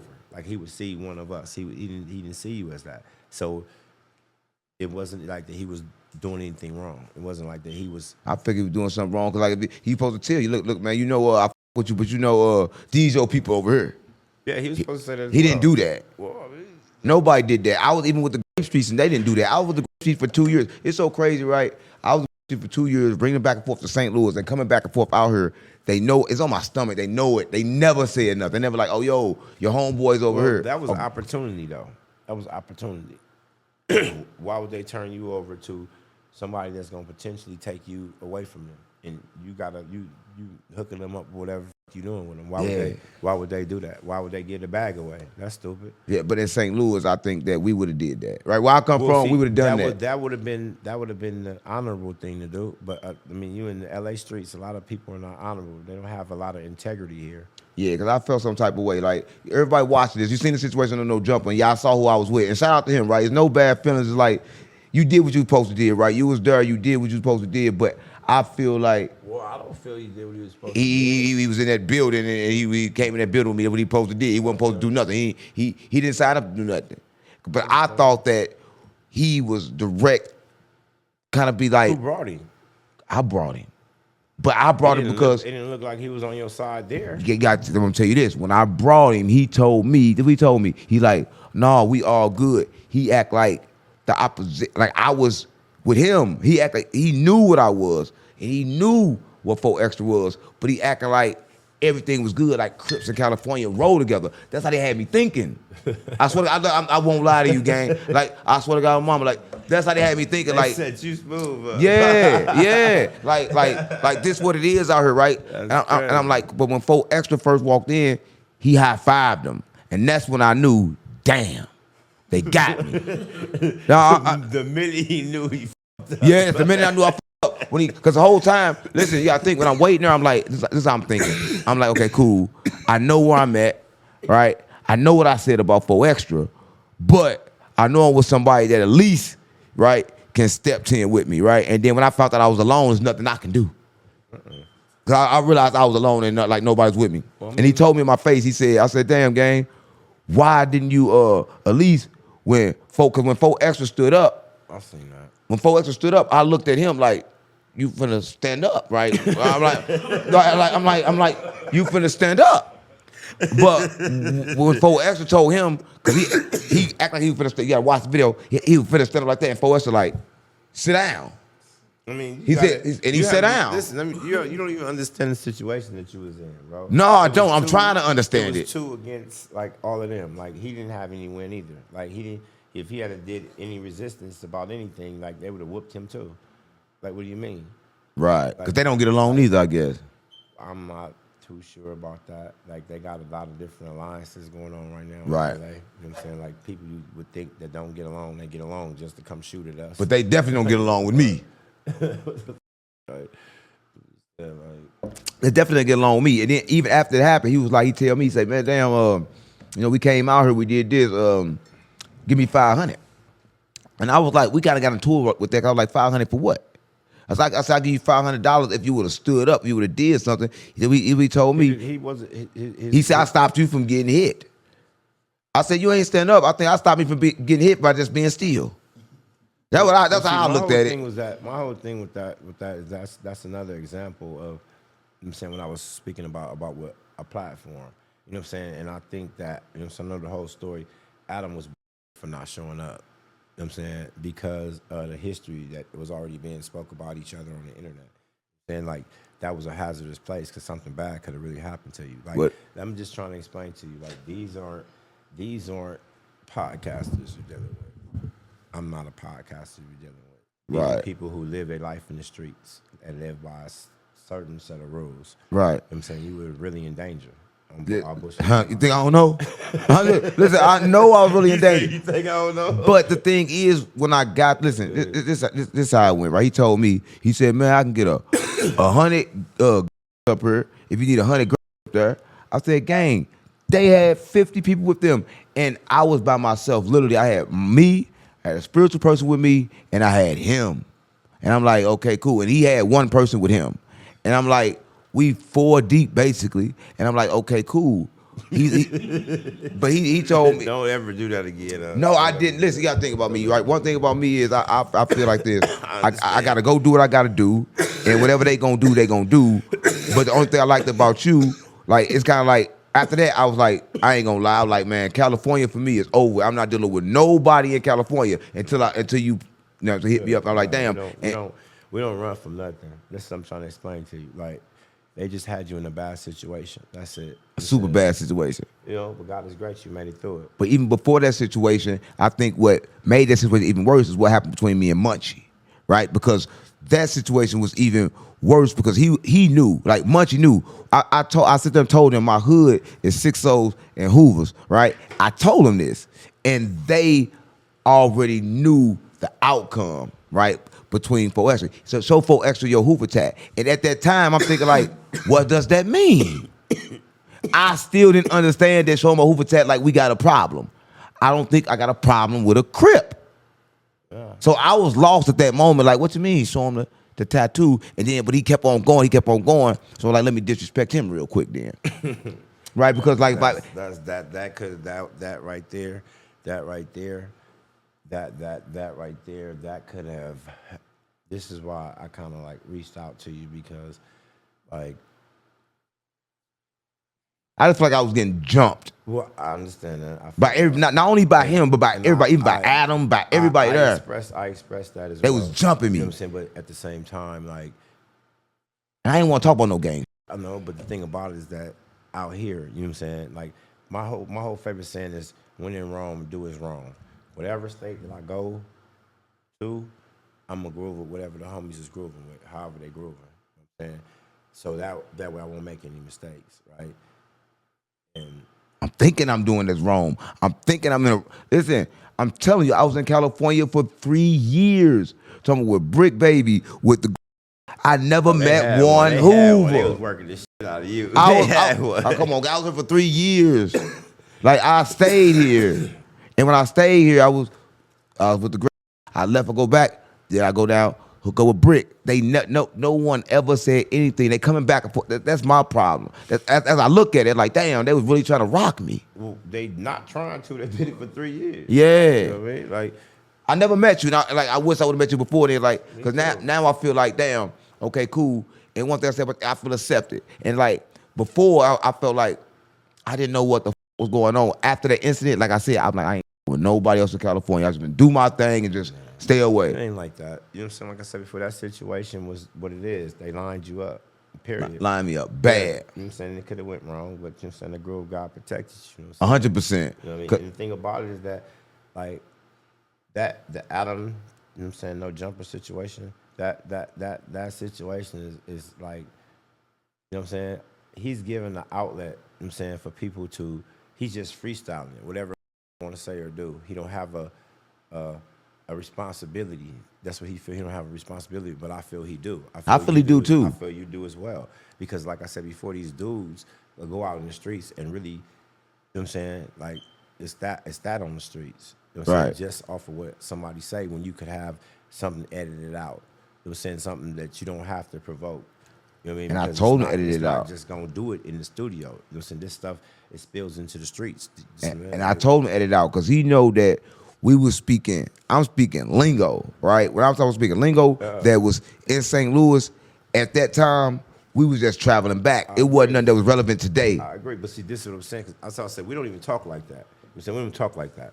You know We did. That's what I said we used to. That's what I'm saying. That's what I said we used to. We still stuck in the past. I think y'all stuck in the past. We the ones stuck in the past. You know what I mean? But at the same time, that situation was kind of, you know what I'm saying, a situation to where, I'm saying, we had to reach out because, like I said before, what was said on the podcast, you know what I'm saying, could have easily spelled out into the streets where somebody, you know what I'm saying, could have got hurt, you know what I'm saying, behind something you said. But I think the politics of that, like when you came in, like before you came in, it was bad for me, right? I was like, I ain't going no jumping no more. But then after you got involved, even when talking to Wack calmed down. The Clips calmed down. Adam stopped talking about it. Well, see, the thing about it is that, like, I mean, I have a mutual respect for everybody. You know what I'm saying? I'm not a disrespectful person until you disrespect me. Right. You know what I'm saying? And the truth can never be disrespectful. I'm not coming here lying on nobody. If you's a I'm going to say that. Right. Because that's what it is. Right. I mean, that's what we're here to talk about it. If you feel you're not a bitch, you need to explain to you why you're not. You know what I'm saying? That's just how this is a war of propaganda. It's a war of words. You know? Right. And that's how I felt, right? Like, again, that situation for me, it was like, you always out here. So wait, let me ask you this real quick. Oh, now it's my turn. Okay. It's my turn now. All right, I got to answer. I got to answer. It's my turn. I'm Adam 22 now. I got to answer. So when Wack came here, said, and you gave him an apology. Excuse me. First of all, let me say this. If I said something and I meant to say it, and I meant to say it the way you took it, then there's no apology. I'm not going to apologize. But I didn't mean it the way they took it, so therefore, I gave him an apology. I understand. I'm saying, so, I mean, I'm not sure if his community feels that he was the one supposed to accept the apology. I'm saying a lot of people, you know what I'm saying, are mad at him or whatever the fuck they got going on. But the whole thing about it is the apology was issued. You know what I'm saying? That's what it is. Yeah, and I'm just gonna be honest with you. Even now, I talked to a few Bloods. I was even with King Peel. I think we went to King Peel together when me and you went down there, right? And it was like, it was cool. They like, okay, cool. You understand now, right? And I'm like, yeah, I understand now. But at first, I didn't, right? So even when I was with King Peel, my only issue with King Peel was one thing, is that he understood and he didn't even clear it up. I'm like, damn, gang. That's why I did the podcast with him, right? That's why I went. I went because I knew what I said. I like, you know what? The only way to kind of like walk into this is like get face to face with a Blood, right? I'm like, let me go and get face to face with Blood. And you see, I put myself in a bad situation that day, right? I walked in there. It's so many Bloods in there, but I'm like, I gotta fix this situation somehow, right? Because like, I don't want Adam 22 trying to get me fucked up on the streets. I'd rather walk into it then. Right, before I'm caught somewhere slacking. That's what you were supposed to do. You were supposed to take care of the situation. You said the situation. I was telling you, if it would have been me, would have been fighting that motherfucker. I don't take no disrespect about this. I'm willing to die at any time for it. And I'm in trouble with my family about this shit. And everybody like, oh, well, whatever it is, but this is you can't play with certain shit. Right. So when we got calls from people, and then we had to clean up, I'm saying what the situation with you was, you know what I'm saying, all the things you said and above, and some things were added, you know what I'm saying, and certain people in their community, they just like, okay, well, you know, it is what it is. You know what I'm saying? Certain people in their community, they still want to talk about it. But I feel that if they watch my content, if they know me, they know what I'm on, right? And even when I was in No Jump, I'm there early every day, and I was good with everybody. So I feel like that was a really twist for content on me. Like, that's all they was trying to do, make me content and make me die. Whichever one they can do first, that's what they was on. Well, I mean, you know, the thing about it is that the situation happened, you know what I'm saying, and now we can get past it. You know what I'm saying? We can get past the situation because you were in the blind end, like literally, like that situation, you know what I'm saying? We watched it unfold, you know what I'm saying? And I didn't understand how you were there by yourself with all of those people, first and foremost, like that. Because I thought I wasn't by myself. I'm keeping it real. Like, if you in there and you think you're not by yourself, how can you be by yourself? I'm keeping it real. Like, it ain't really funny. I mean, it's funny. Laugh. It's funny. But if you're watching this, it's not really funny because I didn't know. Right? I didn't know. Right? I'm from St. Louis, and I'm coming out here. I'm thinking I'm coming out here to be a podcaster, gang. But see, this is what I'm saying. See, gangs. I'm pushing the spirit. I get that, but see, they pushing their spirit as well. You know what I'm saying? And that's their spirit. You know what I'm saying? And this is what it is. To all the people that's not from here, the things that go on here don't seem like they make a lot of sense. Like every other block is a different gang. You know what I'm saying? And you can't do this or you can't do that. Or you know what I'm saying? It's second nature to us. Yeah, but I wasn't going back to no jumper. Even now, you making me go back to no jumper. Right, and that's another thing, right? I didn't want to go back, and I still don't want to go back, but I'm gonna go back because I gotta go back. We ain't running. We ain't doing no running. We ain't doing none of that. I mean, that's not.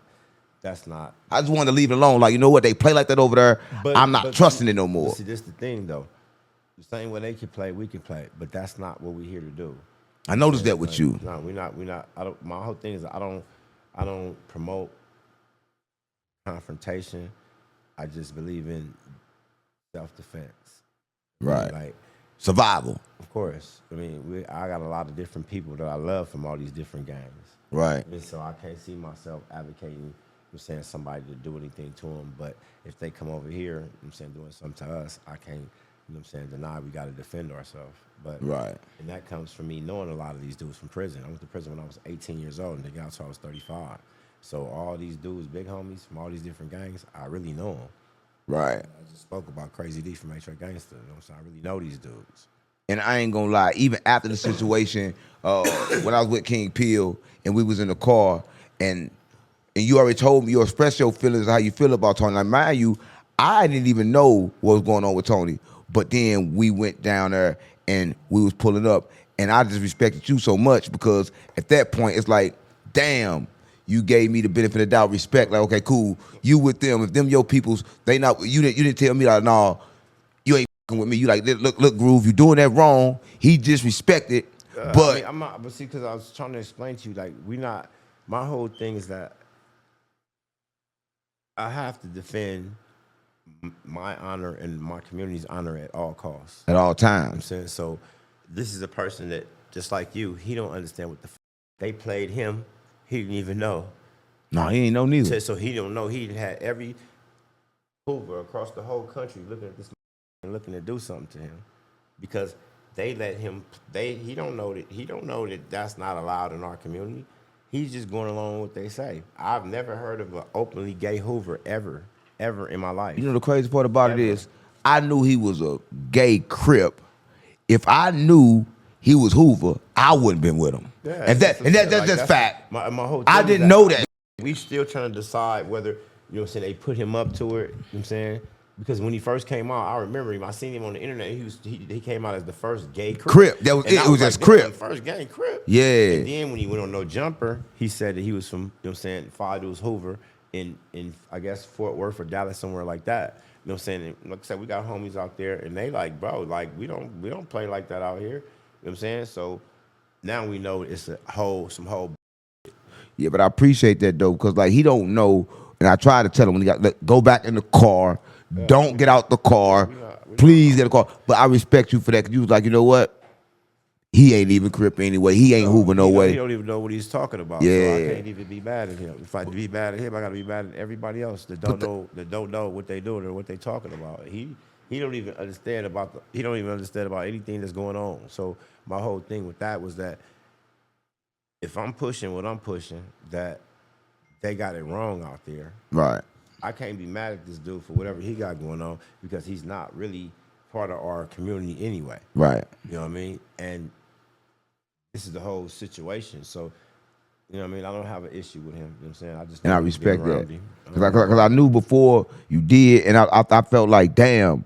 And it's like, it's kind of crazy. I'm like, damn, Groove straight took my word and like, didn't treat me like I was from out of town. No, I and to me, that was like, damn, I couldn't even believe it. I mean, see, the thing about it is that I keep trying to explain. Because you got to think, I'm going to be honest, you got to think, I was more nervous, right, thinking like, I'm doing something wrong to be with you than I was to go walk into all them bloods. I'm keeping it real. I'm like, damn, am I doing this wrong to where the Hoovers be mad at me? I didn't know what was going on. See, what it was is that he didn't understand, you know what I'm saying? And we But you understand? Right when I came to the realization, you know what I'm saying, that situation wasn't anything, it wasn't anything, it was all a play. It was all a play. even though our community was mad about it because it didn't us, but it didn't come from the dude. It came from Adam 22 and the dude Adam 12 from Rolling. Adam 12 from Rolling. Yeah, Adam 12 from Rolling. Yeah, neighborhood. Yeah, you know what I mean. But he that's where the play came from. So I mean, like, you know what I mean? But that's crazy. But then you told me something that really fucked me up, and I kind of looked at Adam different when Adam told you basically get him when he hit you up like, hey yo, he Hoover and he out of bounds basically. Well, it wasn't so much as Giddy. He wanted he knew that you didn't. Just like you said, I was illiterate. Yeah, so he was basically steering you over to where you were supposed to be at. But a white man did it, and I was all here for 3 years, and nobody else did it. So that's what I'm saying. A white man did that, gang. Like it took a white man that put me in a whole lot of. I guess he felt bad, knew he put me in some bull, and like, hold up, let me get him to nurse some people, cause I wouldn't even knew you, gang. I agree. I'm just keeping it real. But even when Real Tune came down here, I got on the phone with you, and you was like, pull up, Groove. Yeah, because we wanted you to see what we. And I wanted to see. We wanted to see our community. And I wanted to see. This one explains it. That's that pressure. That shit. Yeah, that's it. That trigger bird. That shit going up. But see, like me, I'm regular. You know what I'm saying? I'm around the community. You know what I'm saying? I'm around different people with hoods. I know a lot of different people in LA. You know what I'm saying? But you guys are celebrities. You know what I'm saying? Adam 12. You know what I'm saying? He's a celebrity. You know what I'm saying? Everybody that the people who see on the internet, you guys are celebrities. You guys have the power to shape our community just because you guys are there. You guys come, don't just do nothing for my community. You know what I'm saying? Because that's not what we want. We want everybody to grow stronger together. That's what I'm talking about. But at the same time, we have so many differences because of the things I said. Lack of education. Right. You know what I'm saying? If everybody knew what everybody's position was, you know what I'm saying, it wouldn't be so much friction. Right. That's lack of education. I'm saying lack of skills. I'm saying because I'm saying I remember when I was going to high school, you know what I'm saying, we had shop. Motherfuckers learned how to work on cars. Right. It's a trade. We had plumbing. Right. You know what I'm saying? Now it's not, the education curriculum is not focused on trades anymore, but that's what our community needs. Right. You know what I'm saying? Our black youth needs some type of way to make means to meet other than robbing, stealing, and flocking. You know what I'm Right, saying? right. And they know me, right? I went to Chicago, right, to bring unity to Chicago, right? And it actually worked, right? I'm like, went to Chicago, GDBD Vice Lord, went down there, brought everything together, got love, got respect. I'm like, cool, let me go do this in California, right? So when I get to California, I'm on the same note, because I believe the 12 tribes is in the streets, right? And I'm trying to pull them together, right? So when I get to California, that's my mission. And I'm like, okay, cool. And I was under pressure that everybody I'm around had the same mission, but the whole time I was being finessed, right? Yes. So by the time you hit me, I was already like, no, California ain't play with. They all for the back door me. Well, no, that's not true. I know now, See, but I'm not- saying the that's whole how thing I about felt. Not even. See, this is the thing in California, right? With all the robberies and things, this is what I'm trying to explain to you. Like, EDD hit. When EDD hit, everybody. I know about that. Okay, How many millions? Oh, cut that part out. Yeah, we gotta cut that part out. Well, what happened is that EDD gave, it was saying, That what brought me to California. yeah, I swear to God, my mama. gang shit. That what gang brought shit. me here. Hoover. Yeah. You know, the whole thing about it was when EDD hit, it gave, I'm saying, a lot of people who never had access to that type of money, I'm saying, an opportunity to do things that they could only imagine. Including me. I ain't even get involved. Yeah. Including me. But so now when nobody's getting EDD anymore, It's a different thing. Right. So for me, it's like, even with the EDD, right, we come out here, and I ain't gonna lie to you, like, I keep it real. We was out here, we get money, we doing this. Again, I'm thinking that everything is good, and to the point where I'm backdoor. To the point to where I'm not valuable no more, it's no more love, right? It's like, Well, see, it was over with. see, that's because you entered the situation and Blind. It was not even so much as blind. You entered the situation and it wasn't so much about a relationship of love. It was about money. But I thought it was love. And that's the point I'm trying to make, right? They dress it up like love, act like it's love, but again, a white man had to put me in the right direction. And that's the only reason why Adam 12 is all right with me. And I'm gonna go back, because like you say go back, and we gonna go back, but that's the only reason I say, damn, I go back, because like he did that. If he wouldn't have did that, ain't tell her what the fuck would happen to me. A lot of people, I think I kind of understand Adam. You know what I'm saying? Like Adam, he believe in the real. You know what I'm saying? This is what I'm saying. He tried to get as closest to it as he possibly can. And like a lot of things you say, he actually do in real life. Like he don't have that type of attachment to his wife. How can you let another wife? He got no attachment. He don't have no attachments to her in that regard, because they got swingers, they got all type of people. You know what I'm saying? That's the mentality that they have. You know what I mean? Right. I was gonna fuck his wife, but I realized he wasn't gonna get mad. And I'm keeping it real. I'm like, I'm gonna hit this, because I'm like, I gotta do that, but he wouldn't even get mad. He probably been happy. Right? He probably been happy. He probably recorded that shit. Oh no. Right? I don't know. Crazy, bro. I'm just keeping it real, right? Every time I his bad wife. That's what I wanted to do. I wanted to shot his wife like he did me like that. I ain't gonna lie. I got to go ahead and put dick in her. Right? Because I'm figuring like, damn, I ain't finna fuck him, because he probably like it. Oh, man, so I want to get his wife. And Adam, if you watch this, let me say this, gang. I appreciate you for putting me next to Gumby, right? But I don't appreciate you trying to get me fucked up on no jumper, right? Because you knew what 4 Extra was gonna do, and you knew that we didn't click, right? And that's my thing, right? You gotta think, everybody know. This is what I'm saying. I told Brick, I say, Brick, we 6 O's, and the Hoover's down there, and we click. And he straight acted like that was the thing. I swear to God, Mama, I can't make this up.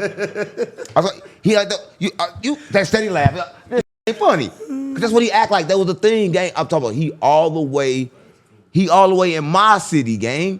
He all the way with me, telling me it's good. Because of this right here, let me show you something. I just said, first off, Brick lady. he should have told you, you know what I'm saying, what the business was. And that shouldn't have changed what y'all situation was. No, that's why. But let me just show you. Because see, you were in St. Louis. He don't have to worry about the hoops. Just like when I'm in Houston or in one of these other states, I don't have to worry about, because they not on the same politics that we on. That's like a vacation. When I go out there, I can walk around, just look at all the beautiful big booty, just do it, you know what I'm saying? As opposed to looking over my shoulder. That was a vacation for him. Why would he spoil that? I'm saying, but in what's right, of course he was supposed to tell you what it was supposed to be. That's true, you know what I'm saying? Integrity, you know what I'm saying? Because it shouldn't have changed with you know what I'm saying? I got a brother and a cousin and somebody else and a couple other people from the other side. I would never play with them. But I feel f***ed up right now. He had me in the back. I was in the house with nothing but rollers and when I come out here. I'm just keeping it real, bro. Like, there's no cap. He said nothing but rollers. All the rollers. I get it up, but I'm thinking I'm comfortable. I'm thinking this is what it's supposed to be. They overcharging me for weed. I'm just keeping it real, right? They overcharging me for everything. I don't even know, right? Because in St. Louis, look, in St. Louis, you know, they give you a little bit under the price. So I'm thinking like, okay, cool. This the price. The whole time is a whole nother price, right? Oh, it's funny. Okay, cool. It's funny as shit. That's cool though, because I'm thinking this shit, right? I'm thinking this shit on my level, like, damn, Brick Baby is my dude. But that's the reason why now, after this shit with 4 Extra, I ain't sending him another dime in jail. Because before that, I was sending him money in jail. I swear to God, my mama. I ain't sending him shit. I ain't sending him shit else. Because he knew the whole time. That kind of like, you knew the whole time and you played with me. Right, you played with me. I was giving him anything. Like, even when he was in jail right now, bro, even after that shit, he in jail, he called me, yo, Adam ain't giving me nothing. I shoot him a couple hundred. Every other week, I'm shooting him a couple hundred. And then after that happened, I'm like, damn, Brick, why you ain't tell me? Right? He have no answer for me. He had no answer. And he with me. The answer was that overpriced weed. Yeah, oh man. When I say overpriced, I mean overpriced. And then they gonna give you the small nugs too. I'm just keeping it real. You gonna get all smalls. I didn't even know California had big buds. I'm just keeping it real, right? They give you all smalls and they charge you for the big bud price. All right. I didn't know Smalls was cheaper. See, y'all from California, y'all understand this. If you watch this, when you come to California, don't get Smalls. If it's small, that means you getting ripped off. I'm keeping it real. They was charging me for a high price for Smalls. I'm not, this shit ain't funny. You laughed at me 30 times. Well, I guess that happened when you off of my town. No, see, this is what happens. It's Look. pressure. No, look, this is what happens though. Look, like when people from out of town come out here, you know what I'm saying, guys are mostly looked at as like a lick. Not just because it's you, just anybody in general. You know what I'm saying? So come out here and you dealing with people circle, please. Dealing with people in your circle or the people that you're comfortable with dealing with out here. Right. I keep saying this name, my this checking ain't cheating. So if I tell you this is $150, I don't have no problem with calling the weed man. Like, hey, bro, my bro wants some weed. How much is an ounce? What if I tell you they did that? What if I tell you they did that? Overcharge. Yeah, they did that. Bro, they will take me somewhere and overcharge me. And I know as soon as I leave, he'll cut his in with brick. I'll say I was with all rollers, gang, and thinking that this is the thing to do for one reason. One reason at all. Because in St. Louis, this is how it is. Right? And he know this, right? And that's why Brick, if your girl watching this, that's why I'm not sending you another dime. I'm just keeping it real. That's why he ain't getting another dime from me, bro. It's just kind of crazy. So even after the situation, right? After the situation with 4 extra, right? Me and 4 extra, at the end of that situation, it looked kind of rough. But by the end of that situation, we talked, right? We talked. I gave one of my spiritual jars. I said, bro, I'm a prophet of God. I come here to wake the streets, right? I ain't come to bake the streets, right? He was like, you know what? I respect you for coming here and saying that and let me get out of here. Because I wasn't leaving until they left anyway. Right? I wasn't leaving until they left anyway. I was going to be in no jumper till they left. That's what I'm on. I'm just keeping it real. Because I realized that, listen, I realized that I wasn't leaving with the great. I wasn't leaving with nobody. The left. Everybody left no jumper. I was the last person out no jumper. I want to keep it real. Because I realized then they me. And it would make me kind of really upset about the whole situation. After the situation was over, they act like I was in the wrong. I talk about the greats, everybody like, you in the wrong. I'm like, how am I in the wrong when I don't know? Basically, you in the wrong for hanging with us. That's what they basically told me. Yeah, you should have went to your people. Yeah, pretty much. That's what they told me. Because see, let me explain it like this. Shit getting me mad right now. No, I'm just keeping it real, man. I'm vibrating low as shit. All right, let's change this up. Yeah, let's change this up. Got me mad as shit. Brick lady. I don't know. But listen, I'm just going to say this in this situation, right? If you're in California, y'all know what I came for. If you don't know what I came for, I'm a prophet of God. I came to raise the vibrations of the streets, right? And so when that situation happened with me, it kind of like made me almost want to say, fuck my job that I got from God, right? But again, I ain't going to do that. I'm just going to say this. Again, if I disrespected the blood, I already apologize, right? I'm here for a different reason, right? And the reason that I'm here for, y'all gonna find out soon. Thanks. Right? But yeah, so just moving right along, right? How did you feel? This real shit. How did you feel about me, right, when you realized that this like doing it wrong? Because you knew I was doing it wrong. And you ain't never came to me like, oh, you grooving wrong. This is the thing, though. This is the whole thing that we did, like, when everybody was surprised when you said it. Everybody was. I was like, they kept calling me. I was like, I don't know that. What the fuck y'all calling me for? Like, you know what I'm saying? So, well, we really didn't have a way to reach out other than, you know what I'm saying, the platform, which is Adam 12 platform. Appreciate you, neighborhood. Keep talking. Neighborhood. Yeah.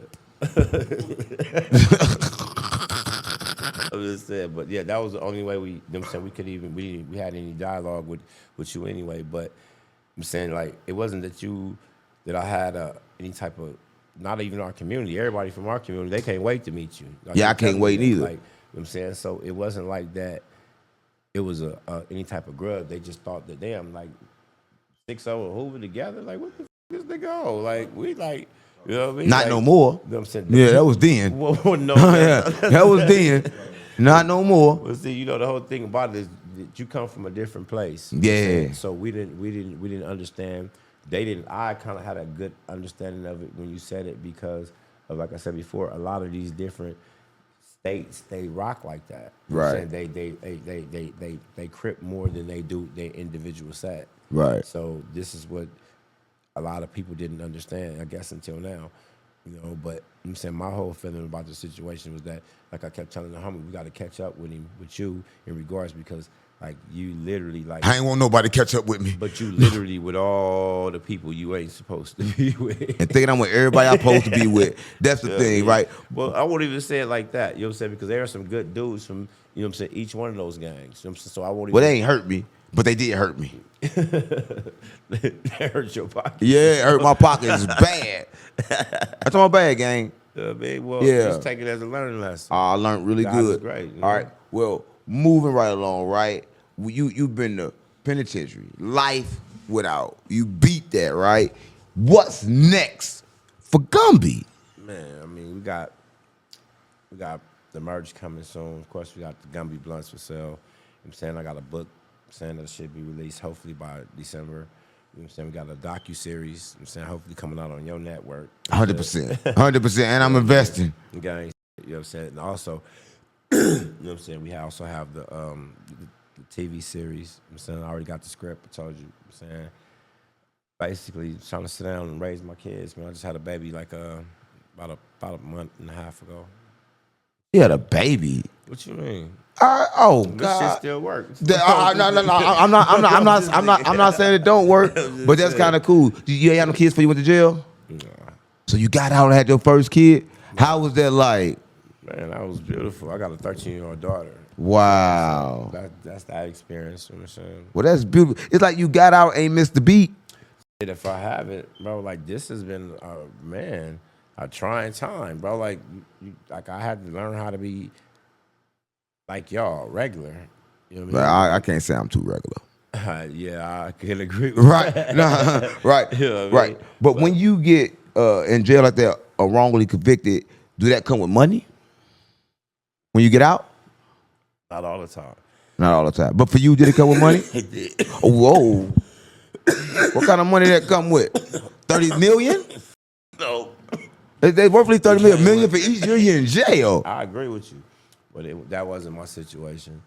You know, I sued the city of Los Angeles. You know what I'm saying? I sued the South Bureau of Homicide, and I was forced to take $5.2 million. That's a good lick. It would have been, you know what I'm saying, but a lot comes along with that. You know Right. what I'm saying? At the time, I was fighting a whole nother case. I was out, and I had a shooting case. Did you got when you got out? Yeah. Oh, you got out still? Wow. That's not true, bro. Come on, gang. I mean, you know what I'm saying? Whatever happened, happened. You know what I'm saying? So now I'm going to trial for criminal charges in the morning, and I'm going to civil trial in the afternoon. Right. You know what I'm saying? So basically, I was accused of shooting somebody, and the same people that put me in jail in 1994 are the ones that picked up the case. No. The same prosecutor that was our first case? No, the same detectives. Same detectives, okay. South Bureau of Homicide. Now, mind you, I'm suing South Bureau of Homicide. Oh, that's like I thought that it was illegal, but come to find out, I mean, I guess it's just one of their tactics. But I didn't know that the same people that I'm suing for wrongly convicting me in 1994 are allowed to prosecute me in a criminal case 20 years later. no, I don't I thought think that that's was right. some type of conflict of interest. Got to be if you still going to civil court for your money. At the same time, I don't think that's right. Well, obviously it wasn't. They had this city attorney. Her name was Susan Coleman. Right. It was cold. It was cold. She played us. She tried and conquered. I had a co-defendant. You know what I'm saying? And basically they offered my co-defendant $8.4 million, something like that. And they didn't offer me nothing. Wow. I was suing for $20 million. And had to take 5. Well, they had me up against it. Like my first attorneys I had paid for, I'm saying I went through 2 trials. You know what I'm saying? And they tried to give me life again. You know what I The mean? fuck? So Yeah, so in the first trial, I had paid attorneys. You know what I'm saying? So the second trial, You my didn't fall attorneys, life 3 times. a few times.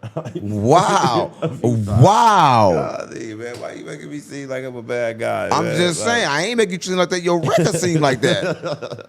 I mean, God is great, bro. You know what I mean? Like I keep saying, you know what I mean? Like, just because you see a person being persecuted, you know what I'm saying, like, I'm saying my young homies, I'm saying, like, away from BPS, I'm saying, just because they're being charged with a crime doesn't necessarily mean they're guilty.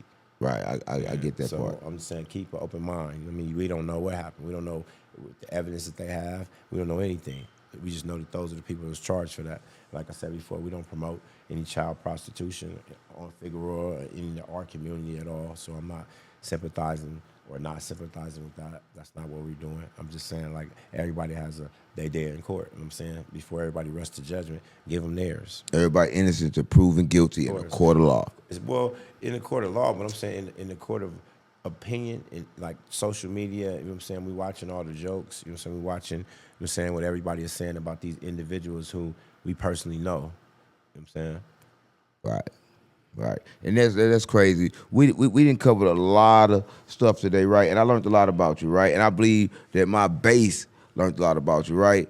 Even though you an animal, you don't act like one. Oh, God. No, even though you animal, you don't act like one. I don't consider myself an animal. I mean, Fight 3 life sentences. what 2 murders.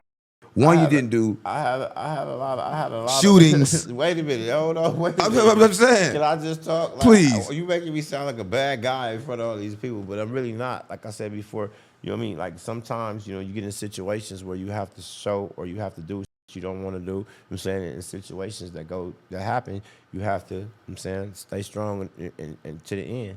Sometimes you know what I'm saying, you don't even know you're going to win. You know what I'm saying? And right when you give up, that was when you was going to win. Right. You know what I'm saying? You got to fight to the end. You know what I mean? Legally, physically, however. Right. What is something that Gumby would like the world to know about Gumby that they don't know? Because, you know, I think you're animal. Right? What is something you want the world to know about Gumby? And Wack thinks the same thing. Wack told me, he said, you know what? I like Gumby, but I can't do business with Gumby until he stops saying Hoover every other word. On Hoover though. On Hoover though. Hoover. Oh, he gonna say it a million more times. Yeah, I get it. But what's something about you that you want the world to know before we get out of here? Like something about you that you're gonna stick to them, that they don't know about Gumby. They know about the jail time. They know about all of this. That they don't know. That they don't know. That you want them to know. That I want them to know about me. Yeah. I want them to know about what you stand for. I'm a human being just like they are. You know what I'm saying? Everybody make mistakes. You know what I'm saying? A lot of people, I'm saying, they give up on people who go to jail. I'm pretty sure everybody out there that have a loved one, I'm saying, that's in prison that made a mistake. Right. I'm saying if they not no baby rapists, I'm saying no snitch, I'm saying you owe them some type of obligation that's my kinfolk. I gotta go see about them. Right. I'm saying that's my family. You know what I'm saying? Like, if God can forgive them, why you can't? Make a lot of sense. Why you gotta forget them? Make a lot of sense. You know Your family didn't forget you. Nah, man, my folks is gangsters on Hoover though. 100%. And a lot of times people run off on you when you get 10 years. Imagine having life plus without the possibility of parole. I figure everybody be gone, even mama. Nah, not mine. I see that. You know what I mean? But you know what I'm saying? Like I said before, that comes with you know, sharing a bond. You know what I'm saying? Like a lot of these kids, you know what I'm saying, their parents are their friends nowadays. You know what I'm saying? My mom is still my mom. I don't curse in front of her. You know what I'm saying? If I slip up, I'm going to always be respectful. You know what I'm saying? Because that's where we come from. 100%. 100%. And I appreciate you for coming through the platform, gang. And you got to make sure you take me down on Hoover. I swear to God, mama, got to make sure. And I ain't buying no more smalls. I swear to God, mama, I ain't buying no more smalls. I need some big buds. I swear to God, mama, on Hoover though. Listen. Okay. Listen. Streets Unplugged. You know I had to plug the streets in because the streets ain't been plugged in a while. I swear to God, my mama, Gumby, stop playing with me. Hoover though. Gang. The streets unplugged. You know we gotta plug the streets in because the streets ain't been plugged in a while. I swear to God, my mama.